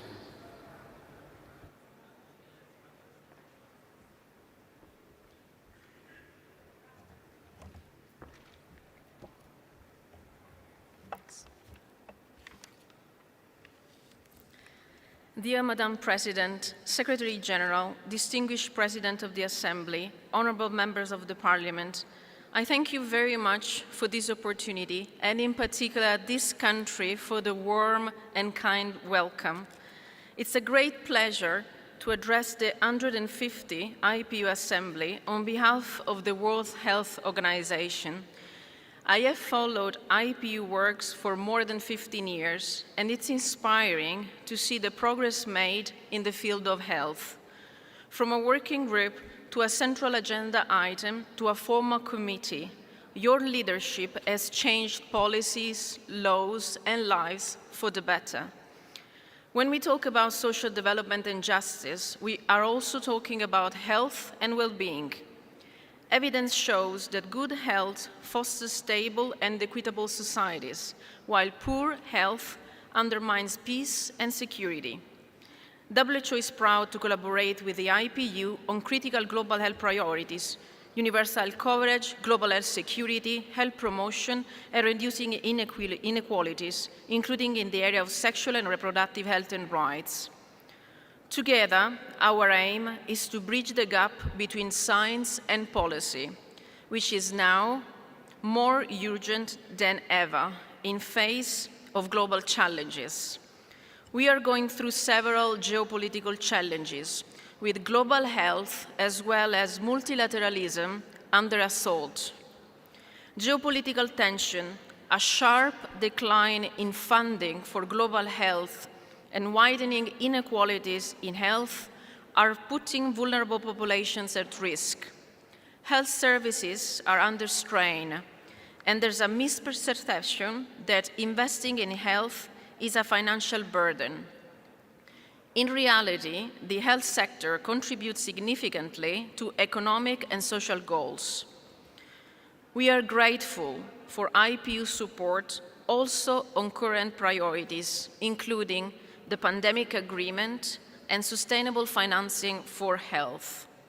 This is vital to address gaps in financing, the urgent need for predictable and flexible resources, and the strengthening of health system in these turbulent times. Together, we can protect health and promote justice. We invite you all to join us next month at the Global Parliamentary Dialogue hosted by the IPU and WHO at the 78th World Health Assembly in Geneva as part of your national delegation. WHO looks forward to working closely with IPU and parliamentarians worldwide to enhance your role in global health decision-making. I thank you very much. Thank you, Madam Speaker. Next speaker will be from the Collective Security Treaty Organization Parliamentary Assembly. You have the floor, please.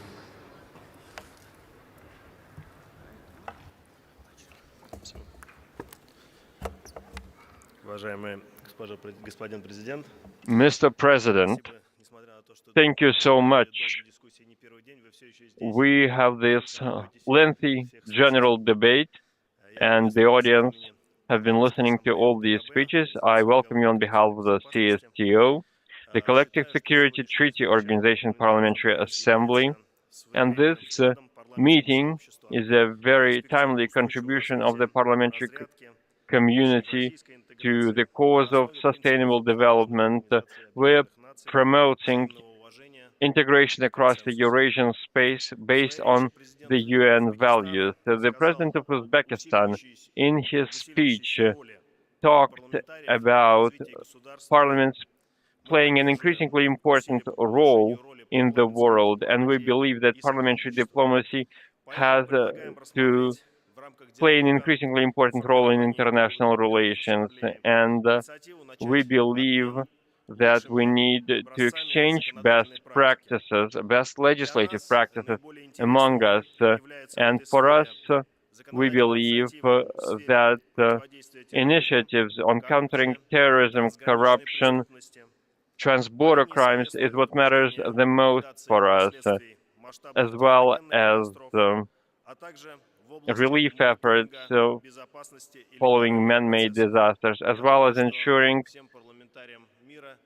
proper elections. So these are the key topics that we focus on within the CSTO, and we're ready to work with the IPU and its members in terms of regional security. We are ready to share our experience. The CSTO Parliamentary Assembly has 20 years of experience in this sector. We believe this could be an effective mechanism for overcoming our various international challenges. We attach special importance in terms of working together within the international parliamentary community on sustainable development goals at the regional level, as well as among medium and small states. And there has been a historical track record of success achieved by Central Asian countries that has recently signed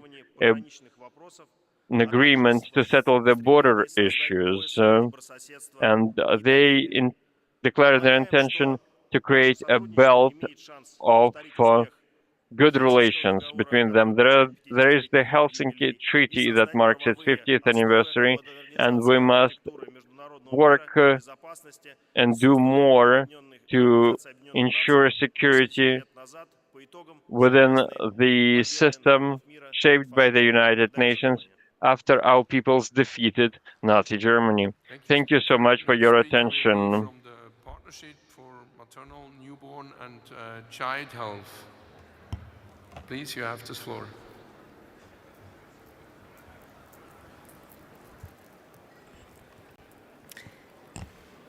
Mr. Chair, distinguished Member of Parliament, it's a distinct honor for us at the Partnership for Maternal, Newborn and Child Health to have the opportunity to address you. And it's a delight to do so at this 150 IPU assembly, which is on the team, well-nourished and that is well-educated. And nothing is more important to achieve that than to have healthy mothers, healthy newborn babies, and healthy adolescents. As yesterday, the 7th of April, was World Health Day, it was exactly on the theme of maternal and newborn and child health. And we celebrated it yesterday, and we will celebrate it today. As we live in a context of geopolitical tension, reduced financing and crisis, polycrisis, it's important that countries and parliament look at experience of countries that have achieved this progress despite financial constraints. And one such a country that has made fantastic progress, Mr. Chairperson, is actually our host country, Uzbekistan. They are among the few countries that since 2000 have reduced 75% maternal and child mortality. That's a tremendous achievement for social justice and for social development in Uzbekistan.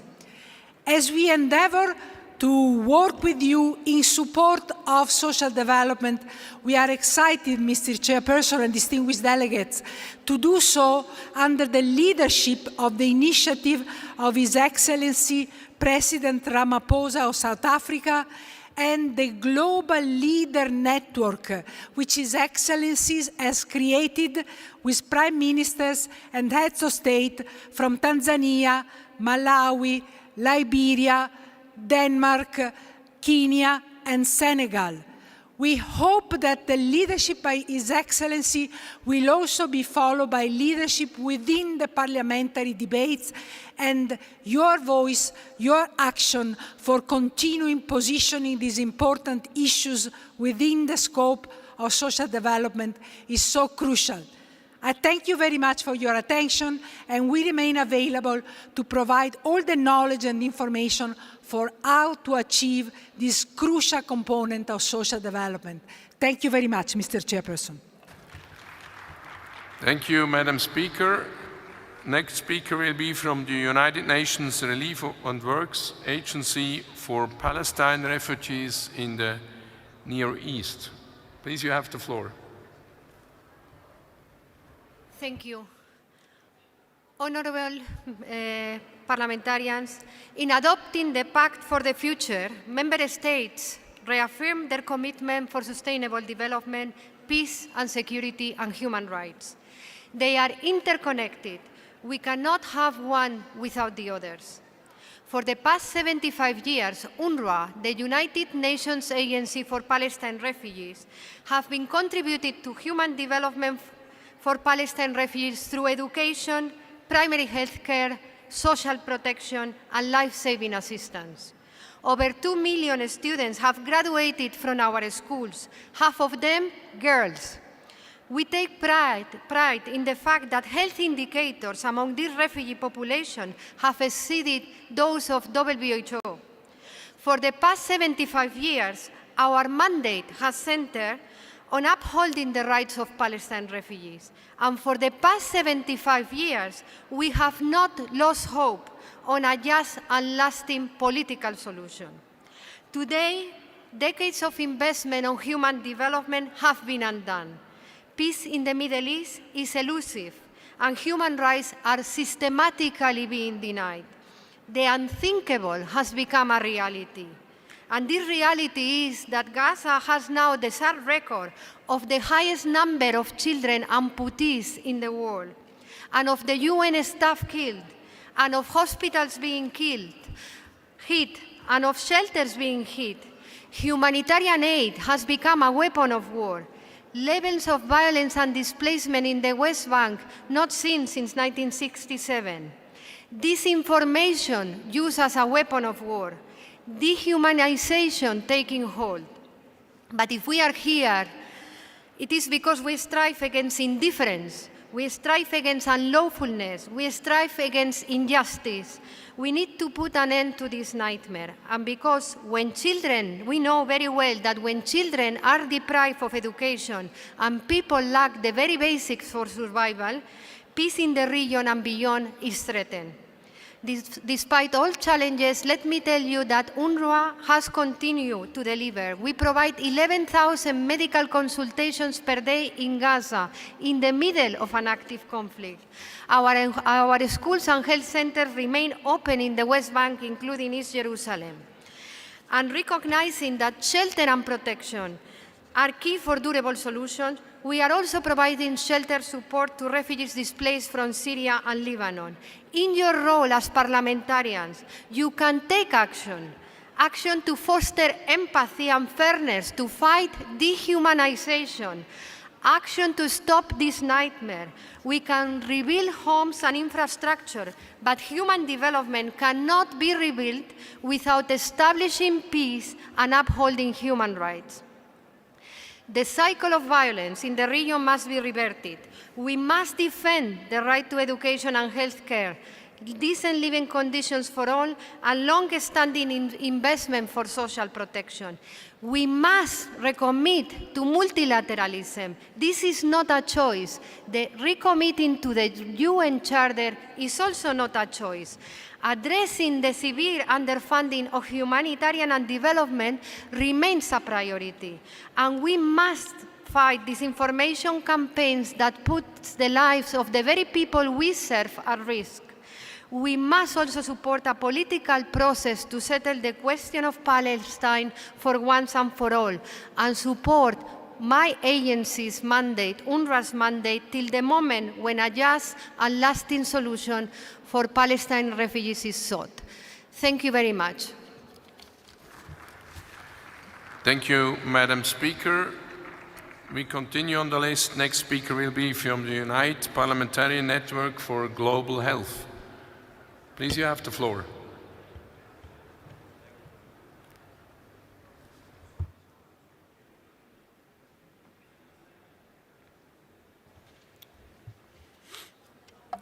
Good afternoon, honorable speakers, members of parliament, and ladies and gentlemen. I am Amar Patnaik, a former member of parliament from India and Unite Global Board member since 2019. It's an honor for the Unite to be accepted as a permanent observer of the IPU. Unite is the only global network of current and former members of parliament focusing specifically on global health issues. Our work has supported parliamentary engagements and legislations on infectious disease prevention and healthcare equity in multiple geographies. We collaborate with partners like the World Health Organization to empower legislators with evidence-based tools and technologies. As a non-profit, non-partisan network, Unite represents approximately 500 members from over 110 countries. I thank the President of IPU for the opportunity to address this assembly.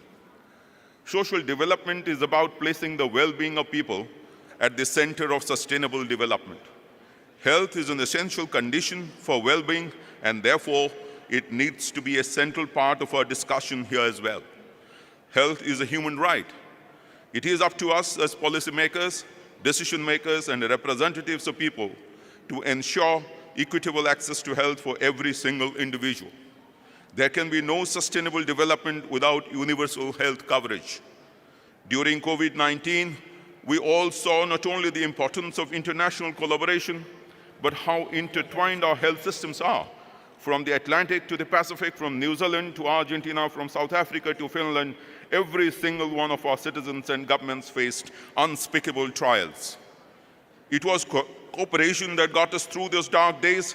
Nevertheless, our countries are still to agree on the pandemic agreement, which would set the guideline for collaboration in the case of a future pandemic.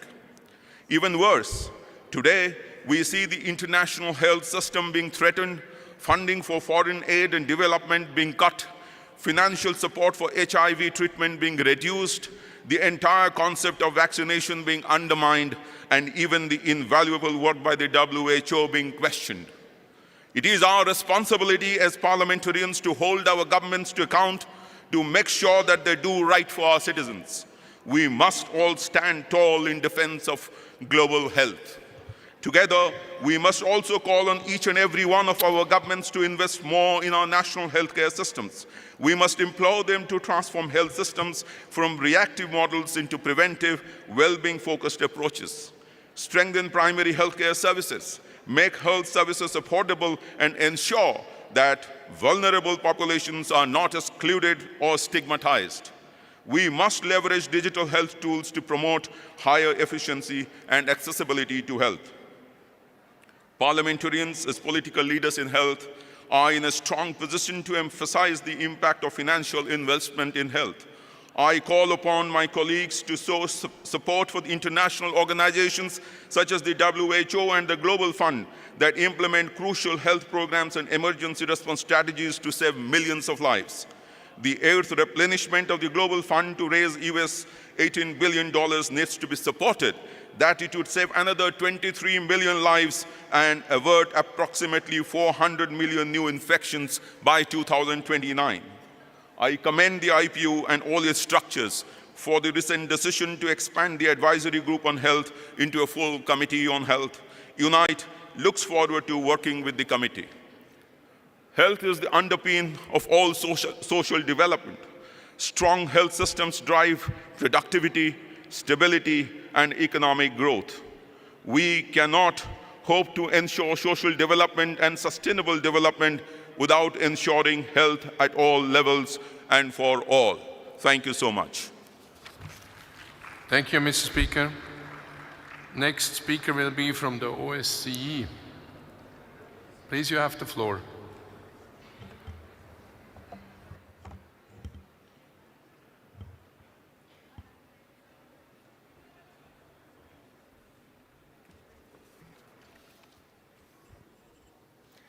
Excellencies, honored colleagues, it is a privilege to address you today on behalf of the OSCE Parliamentary Assembly.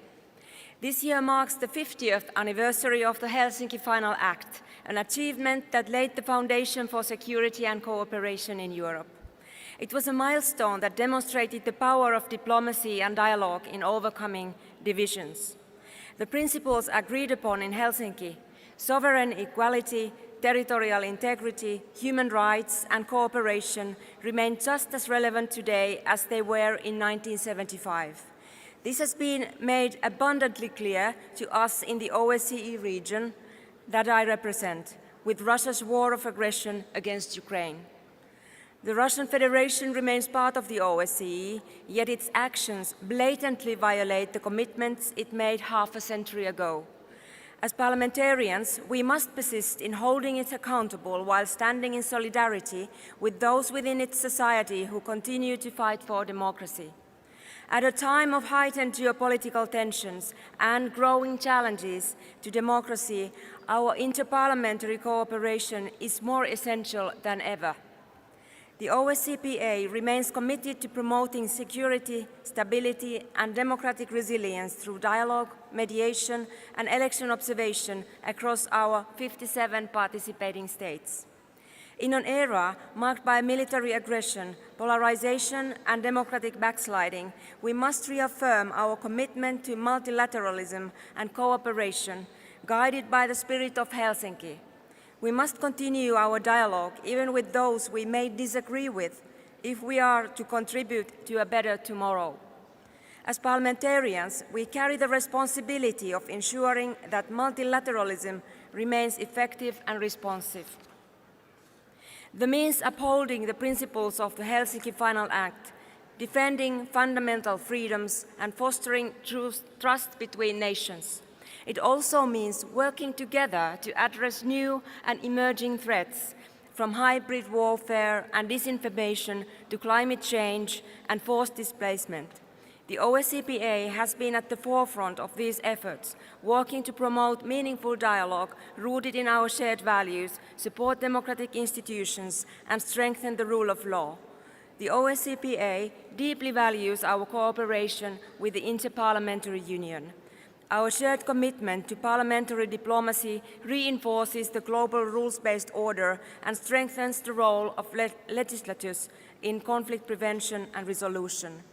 As the world grapples with instability, humanitarian crises, and increasing challenges to democratic governance, our ability to work together across regional and institutional boundaries is critical.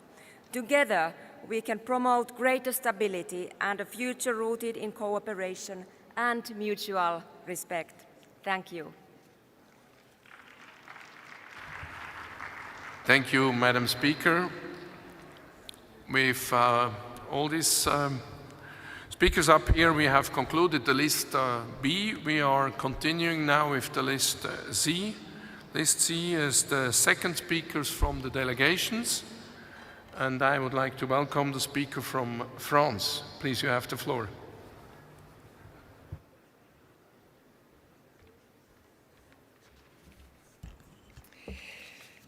Monsieur le Président, Mesdames et Messieurs les President, parlementaires, ladies and gentlemen, parliamentarians, secretaries, general, we have many concerns and hope at present. There's an environmental, political, and social crisis underway set against an international context which gives rise to great anxiety. But this may help us move towards more virtuous models. This transition is indispensable, but can only be accepted if citizens don't suffer from it, if measures to constrain personal liberty also entail support for the most modest, and effective social welfare must be afforded. We have a liberal and individualistic trend underway. Some people feel that state intervention is bad per se. But what will be the future of social welfare? We don't want simply individual interest to prevail. Public policy is, of course, part of the solution. Health, education, security, equality, distribution of wealth, environmental transition must go hand in hand with public regulation, consent, and a feeling of justice. In conclusion, I'd like to insist on the indispensable role of parliamentary democracy, which must be representative. Citizens feel they're not represented in a system that excludes them. We have non-liberal regimes appearing in the world, often highly centralized. Yet we can have a lot of local and citizen movements to counterbalance this. Women are often far removed from power, but they should be involved in order to be able to make decisions as well. Parliaments can take global action rooted in daily reality. They should not sacrifice social justice to the environment. It should use social justice and the global well-being to accelerate this indispensable transition. That is the role of a very representative parliamentary democracy, which is rooted in the reality, the real lives of all those who we represent. Thank you. Merci, Madam Speaker. Next speaker will be from Armenia. Armenia, you have the floor, please.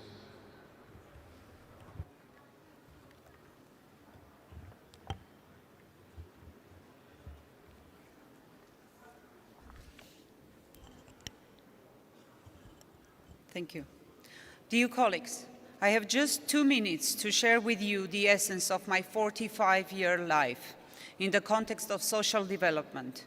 As a woman born in a country affected by conflict, I have always held a deep, unwavering dream that this conflict will end in my lifetime. When we speak of social development and justice, we must recognize one undeniable truth. Without peace, these ideals are out of reach. Peace is the foundation upon which all the progress is built. Without it, no lasting good can be created. This is why, for the past 3 years, Armenia has engaged in rigorous negotiation with our neighbor Azerbaijan, working toward a peace agreement, a peace that we hope will bring stability, prosperity, and a brighter future to our region. For 3 years, both Armenia and Azerbaijan had an opportunity to lay out their visions and hopes on paper, striving for a future where peaceful coexistence is not just a dream, but a reality. Today, that document stands mutually agreed upon, ready for signing and holding the promise of a new chapter for our people and our region. Armenia suggested to hold discussions in order to identify possible place and date for signing of the document. Honorable colleagues, in order to successfully bring this historic phase to its conclusion, it is essential that you keep this matter at the forefront of your attention and your support. I am here to draw your focus to this issue. I am here to see my dream realized. For the sake of peace, for the sake of social development and justice. I see I made it in 2 minutes. Thank you. Thank you, Madam Speaker. Next speaker will be from Japan. Please, Japan, you have the floor.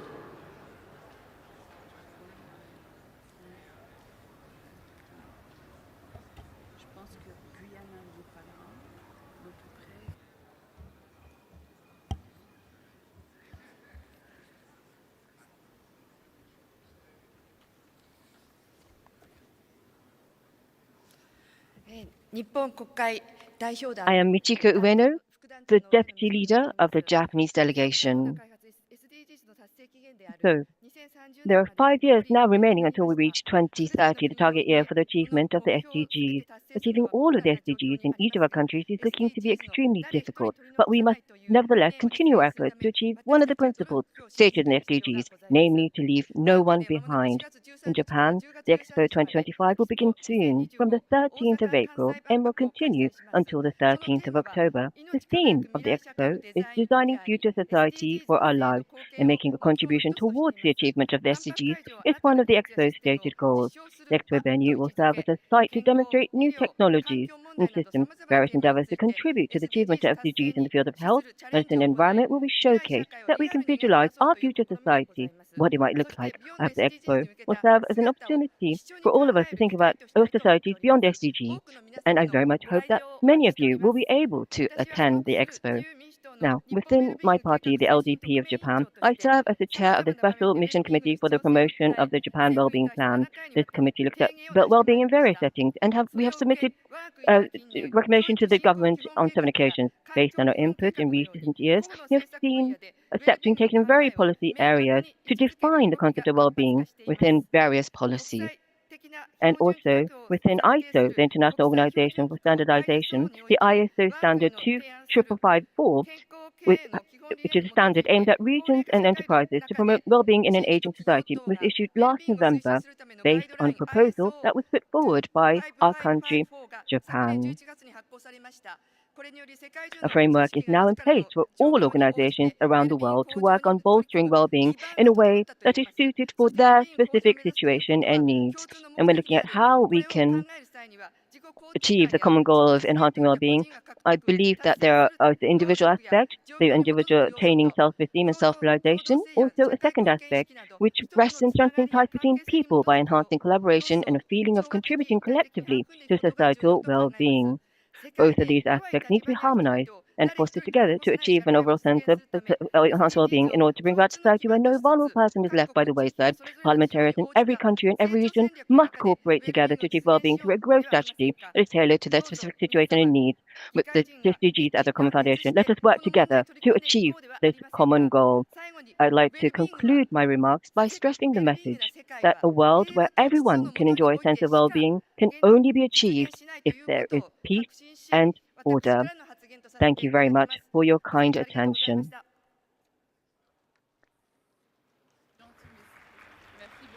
Thank you, Madam Speaker from Japan.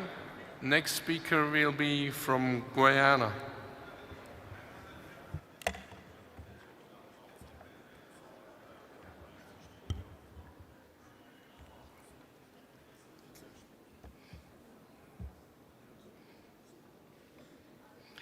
Honorable President of the IPU, Excellencies, distinguished delegates.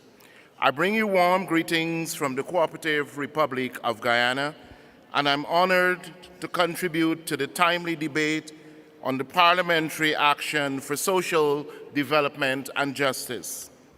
At the heart of this assembly lies a powerful reminder that people, their dignity, opportunity, and well-being must remain central to sustainable development.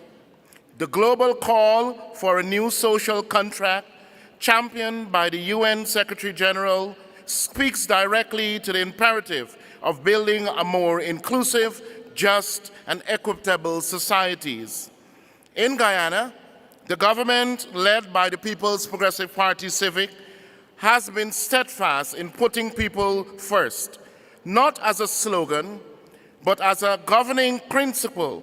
Over the past 4 years, we have pursued a transformative agenda that resonates deeply with the core pillars identified in this Assembly's poverty eradication, decent and productive work, and social inclusion. Firstly, on poverty eradication and access to basic services, Guyana has invested boldly in universal health care and education, reconstructing facilities nationally into state-of-the-art institutions, expanding access in rural and hinterland areas through modernized infrastructure, including Starlink technologies and increasing teacher and healthcare worker training. We've made housing and home ownership more accessible than ever before through subsidized housing schemes and land allocations, empowering more than 38,000 people thus far, with another 20,000 before the end of this year, low-income families with stability and dignity in 4 short years. We've also introduced progressive cash transfer programs for every adult citizen, school-age children and vulnerable populations, including the elderly and persons with disabilities, ensuring that no one is left behind in our development march. Secondly, on the decent and productive work, Guyana has emerged as a global model for leveraging natural resource wealth to invest in human capital and economic diversification. Through investments in agriculture, tourism, manufacturing, and ICT, we are creating new pathways for job creation, especially for youth and women. These upskilling programs include a 30,000 scholarships academy, providing international study programs and people with opportunities for certificates in PhD levels, among others. A 150,000 young coders initiative and a national needs-based skills training window please, in collaboration with the global Coursera digital platform. We recognize that digital equity is key to future inclusion. That's why our national digital transformation agenda includes expanding broadband connectivity to hinterland regions around our country, promoting ICT literacy, and positioning Guyana as a digital hub in the Caribbean and South America. Guyana believes deeply that social justice must be grounded in opportunities and fairness, but also in the tangible delivery of services and rights. Our experience shows that the progressive leadership, fiscal responsibility, and inclusive governance are not mutually exclusive, they are mutually reinforcing. As we look ahead on the Second World Summit for Social Development, Guyana urges all parliamentarians to be champions for a renewed social compact, one that values equity over exclusion, solidarity over fragmentation, and people over profit. Thank you. Thank you, Guyana. Next speaker will be from Poland. Poland, you have the floor, please.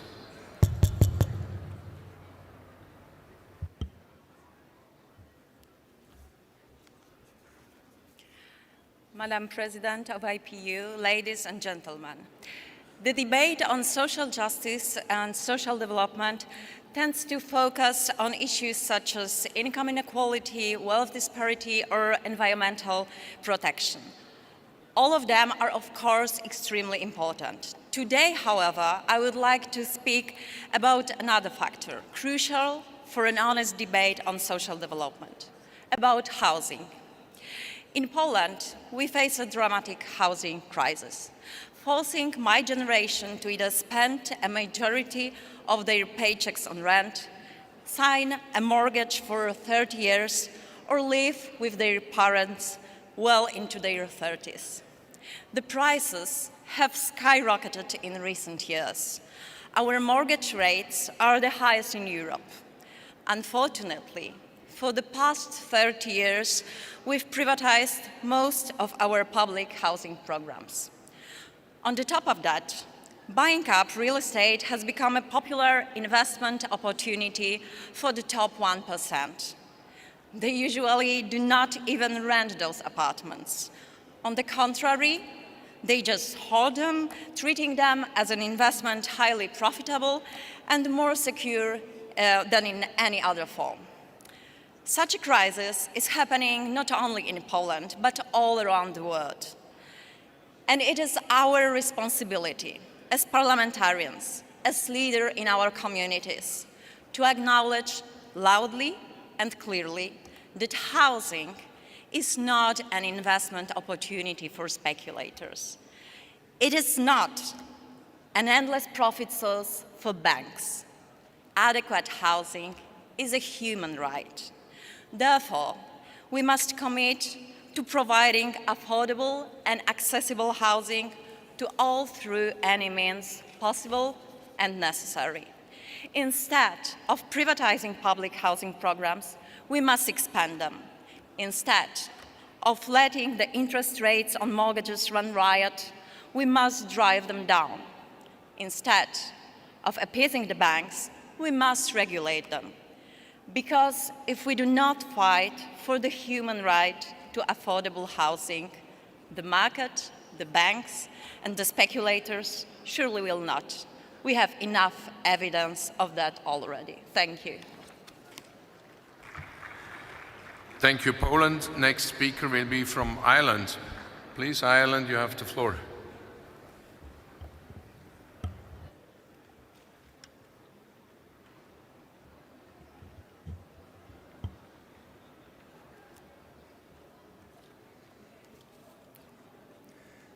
Accordia, friends and esteemed colleagues, parliamentarians from across the world.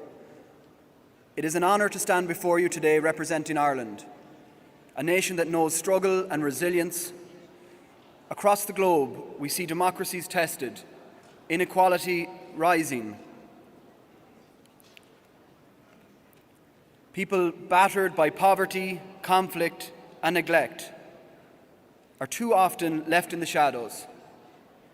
Yet history shows us that even in the darkest times, hope can guide us and the overlooked can light the way. A famous poet in the 18th century from my home county of Mayo, Anton Rafferty, grew up in the most difficult times in Ireland. He was physically blind and he wrote, "I am Rafferty the poet, full of hope and love, with eyes without light, calm without torment." His blindness did not dim his vision. He soothed the misery of those around him with hope, offering the people around him powerful and impactful words when it was needed most.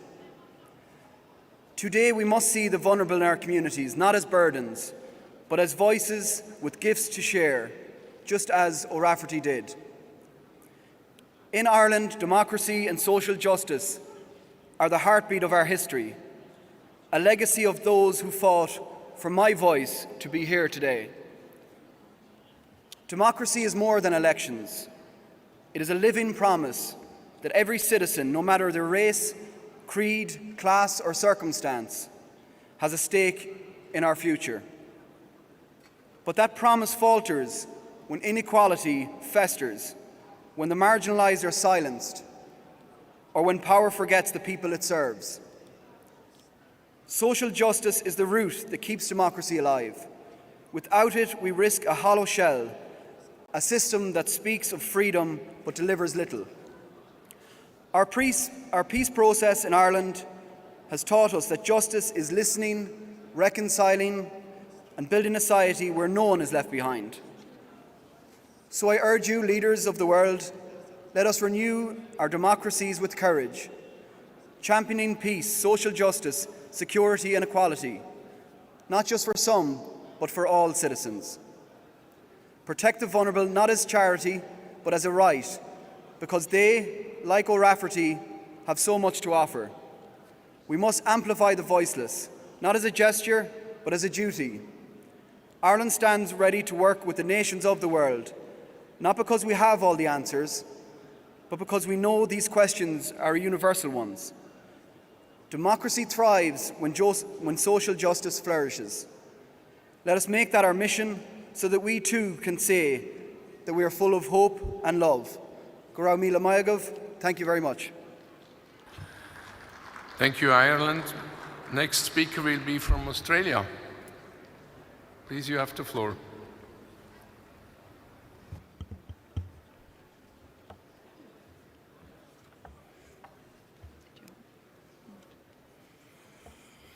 Parliamentary colleagues, in this 150th IPU Assembly, which is my last, we've witnessed behaviours that represent the best and also the worst in parliamentary diplomacy. Like many of us, Australian delegates have been dismayed to see the increasing levels of aggressive bullying and disrespectful behaviours in this Assembly hall and also in committees, including somewhat ironically in the Peace and International Security Standing Committee. These behaviours do not reflect the spirit of the IPU and the nature of truly democratic debates, which should be respectful and robust, no matter what the issue is that we're debating. The fact that we were unable to agree on the emergency item to support the humanitarian crisis in Myanmar should be a signal to us all that the IPU is off track to its purpose. That said, we have also seen the very best of the IPU in some committees, like democracy and human rights. Behaviours, resolutions and outcomes consistent with this Assembly's topic this year, parliamentary action for social development and justice, made across geostrategic groups, geopolitical groups. And I hope that that may long continue and that the geopolitical groups, while important groupings, do not become islands, but they become methods of communicating with other geostrategic groups. Thank you. Thank you, Madam Speaker. Next speaker will be from New Zealand. Please, New Zealand, you have the floor.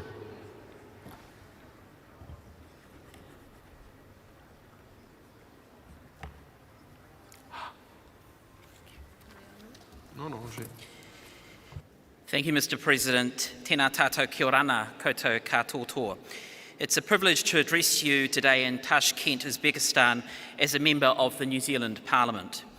As the institutions that represent the people, parliaments have a key role to play in promoting and improving social development and justice for different parts of society. New Zealand is hugely diverse and people from all parts of the world now call it their home. We are also home to those who identify as belonging to our LGBTIQ+ rainbow community. Social justice has been a key staple of our approach to legislation, with the homosexual law reform passing in 1986. 20 years ago, civil unions allowed rainbow partners to formalise their relationships, and in 2013, New Zealand became the 13th country in the world to allow same-sex couples to marry. Parliaments must protect and provide for all members of their community. Providing for the various needs of such a diverse country to build an equitable, inclusive and just society where all individuals have equal access to opportunities, rights and resources involves working across multiple areas. This includes eradicating poverty, improving wages and making it easier for people to participate in education, employment and gain access to good healthcare and public services. Jobs, health and homes are important to all communities and they're important to New Zealand. As a Pacific country, the Pacific region is incredibly important to our Parliament. Since 2019, support has also been provided to Pacific parliaments through the Tai-Akiwa Stronger Pacific Partnerships Parliaments program, a program that delivers technical assistance to improve capacity and capability of MPs and parliamentary staff, enhanced interparliamentary relations in the Pacific region, and promotes the role and function of parliaments to encourage greater understanding and engagement with the public. Doing what we can for our neighbours is important. In justice, we also lead in this regard, using the International Court of Justice where required. The role of parliaments of the world is to be representative of the communities they serve and to provide development opportunities for their people, as well as provide a fair and transparent system. This is a responsibility for us all. Nō reira, tēnā tautau, kia ora ana koutou katoa. Thank you. Thank you, Speaker from New Zealand. Next speaker will be from the Netherlands. Please, Netherlands, you have the floor.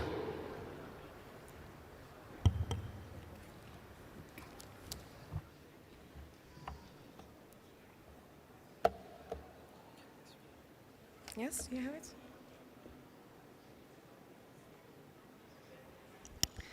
Dear colleagues, I want to thank Uzbekistan for the warm hospitality.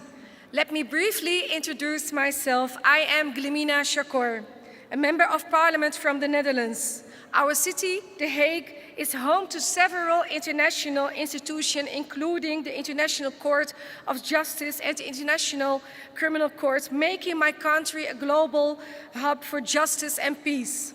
And today we are discussing one of the fundamental pillars of a just society, economic security. And this is not just an economic matter. It is a foundation of trust in democracy, when people know their basic needs are met, when they have access to healthcare and education, a roof over their heads and fair wages. They feel they belong, they participate, they contribute, and they trust the institutions that represent them. But across the world, we see a growing sense of insecurity. The gap between rich and poor is widening. The middle class is under pressure, and work no longer guarantees the stability it once did. And it creates distrust, uncertainty, and it weakens our democracy. Because when people feel unheard or left behind, they will eventually turn away from the democratic system itself. That's why the idea of social development is so essential, not a development that puts markets first, but ones that put people first, where economic security is not a privilege, but a right. I believe in a future with a universal social protection in healthcare, housing, education, and decent jobs. A future where no one left behind, not the elderly, not the young people, not people with disabilities, not women, and not minorities. Because a society where people feel safe is a society where creativity, innovation, and entrepreneurship can truly thrive. Colleagues, we must have trust in democracy. It must be earned every single day by showing that democracy works for everyone. So let us stand for a future that is just, that is inclusive and secure, and let us dream big. Work hard and build democracies where every person counts, young, old, rich, and poor. Because a strong democracy begins with a just society, and a just society begins with security for all. Thank you. Thank you, Madam Speaker. Next speaker will be from Iceland. Please, Iceland, you have the floor.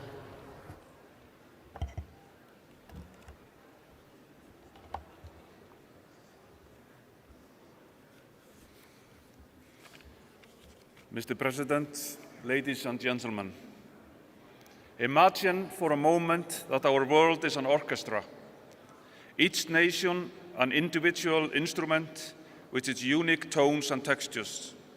The beauty of an orchestra lies not in the sound of a single instrument, but in how these diverse sounds blend together to create a harmonious symphony.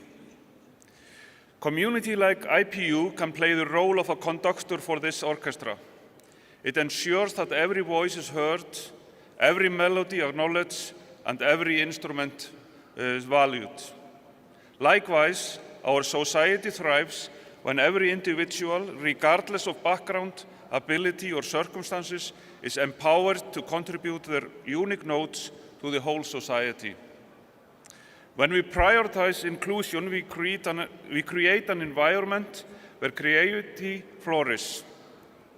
Just as an orchestra requires synergy among the players, our communities become vibrant when we embrace diverse perspectives, whether they stem from the different cultures, abilities, or life experience. Yet, achieving this orchestra is not without its challenge. Some instruments might find it difficult to join the symphony, be it due to the systematic barriers, discrimination, or other social factors. It is our responsibility as members of this global orchestra to ensure that each instrument has the opportunity to play. Let us remember that the greatest masterpieces in the history have been created through collaboration and mutual respect. Together, if we can embrace the concept of inclusion, if each of us plays our part, imagine the symphony that we can create.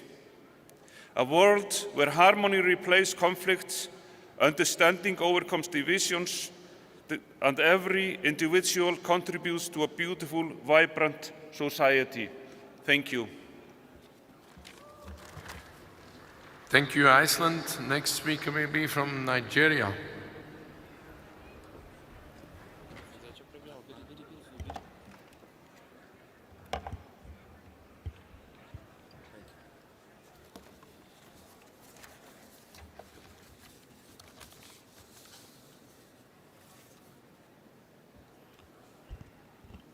Distinguished ladies and gentlemen, I bring warm greetings from President Bola Ahmed Tinubu and from the Nigerian National Assembly, led by Senator Godswill Akpabio. For us in Nigeria, the theme of this session is quite apt, considering the legislative priorities of our National Assembly. Furthermore, in the current global economic and social climate, it is even more imperative that we take progressive steps towards using parliamentary instruments to provide safety nets for the less privileged and to build a more just and inclusive society. We view social development and justice as a guarantee that every citizen, regardless of gender, income, or physical ability, should have equal access to education, healthcare, housing, and human rights. Despite challenges, we have recorded considerable progress in this regard. With legislative backing from the National Assembly, Nigeria established the Consumer Credit Corporation, which provides Nigerians access to structured lower interest credit that enables the acquisition of homes, vehicles, and other productive assets through fair and transparent financing, ultimately unlocking the potential of the Nigerian middle class. Other achievements include the enactment of the National Health Insurance Authority Act and the Universal Basic Education Act, two pillars of our commitment to social development. The UBE Act has established the legal foundation for free, compulsory, and quality education across Nigeria. The Loan Fund, through an act of the National Assembly, represents a landmark legislative achievement aimed at expanding access to higher education by providing interest-free loans to eligible students. Furthermore, the Nigerian government has also doubled the monthly allowances for corps members under the National Youth Service Corps, a compulsory one-year scheme for graduates of tertiary institutions. At the Senate, we have sponsored motions and bills that speak directly to the theme of this session, moving motions acknowledging digital access as a fundamental pillar of economic opportunity and inclusion, and it should thus be protected from indiscriminate price increases. Despite these efforts, challenges remain. Nigeria, like many other nations, continue to grapple with issues of poverty, inequality, and social exclusion, but we are not alone in these struggles.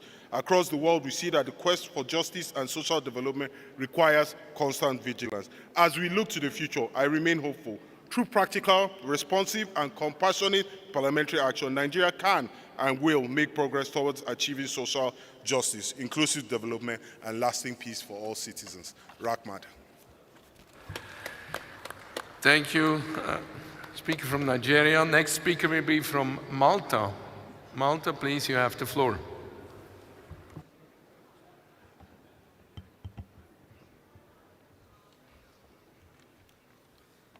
Thank you, Mr. President, Excellencies, ladies and gentlemen.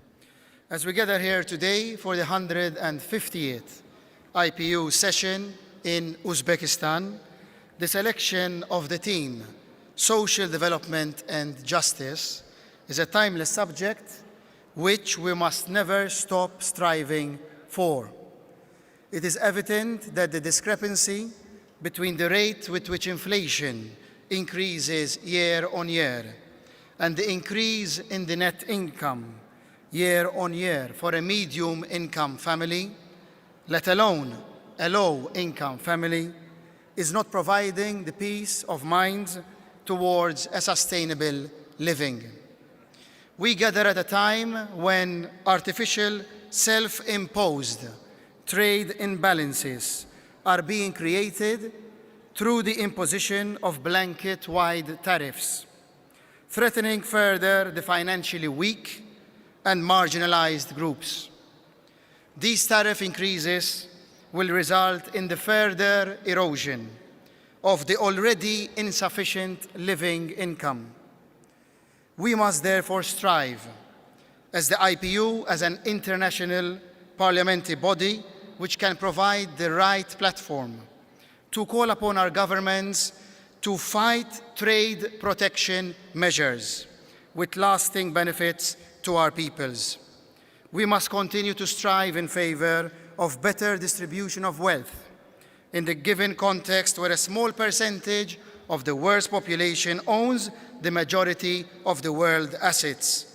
To this effect, we must strive for wages that truly reflect the right apportionment of the profits generated, eradicating poverty, providing access to basic services such as healthcare, education, and housing, fair wages, good working conditions, the integration of immigrants, and the participation of women, youth, and minority groups. I would like to conclude by thanking Uzbekistan for your very warm hospitality, and may this gathering of the 158th Special IPU Assembly serve to deliver concrete action for further social development and justice. Rahmad, thank you very much. Thank you very much, Malta. Honourable Excellency, dear colleagues and Member of Parliament, thank you very much for the important statements today and also your positions. And also thank you very much for keeping the time. And so we finished list C on time, and this concludes this morning session. And we will resume the session in the afternoon at 2:30 with the list of the young parliamentarians. So I'll be closing this session, and enjoy the free time. Great. Good time. 5 minutes.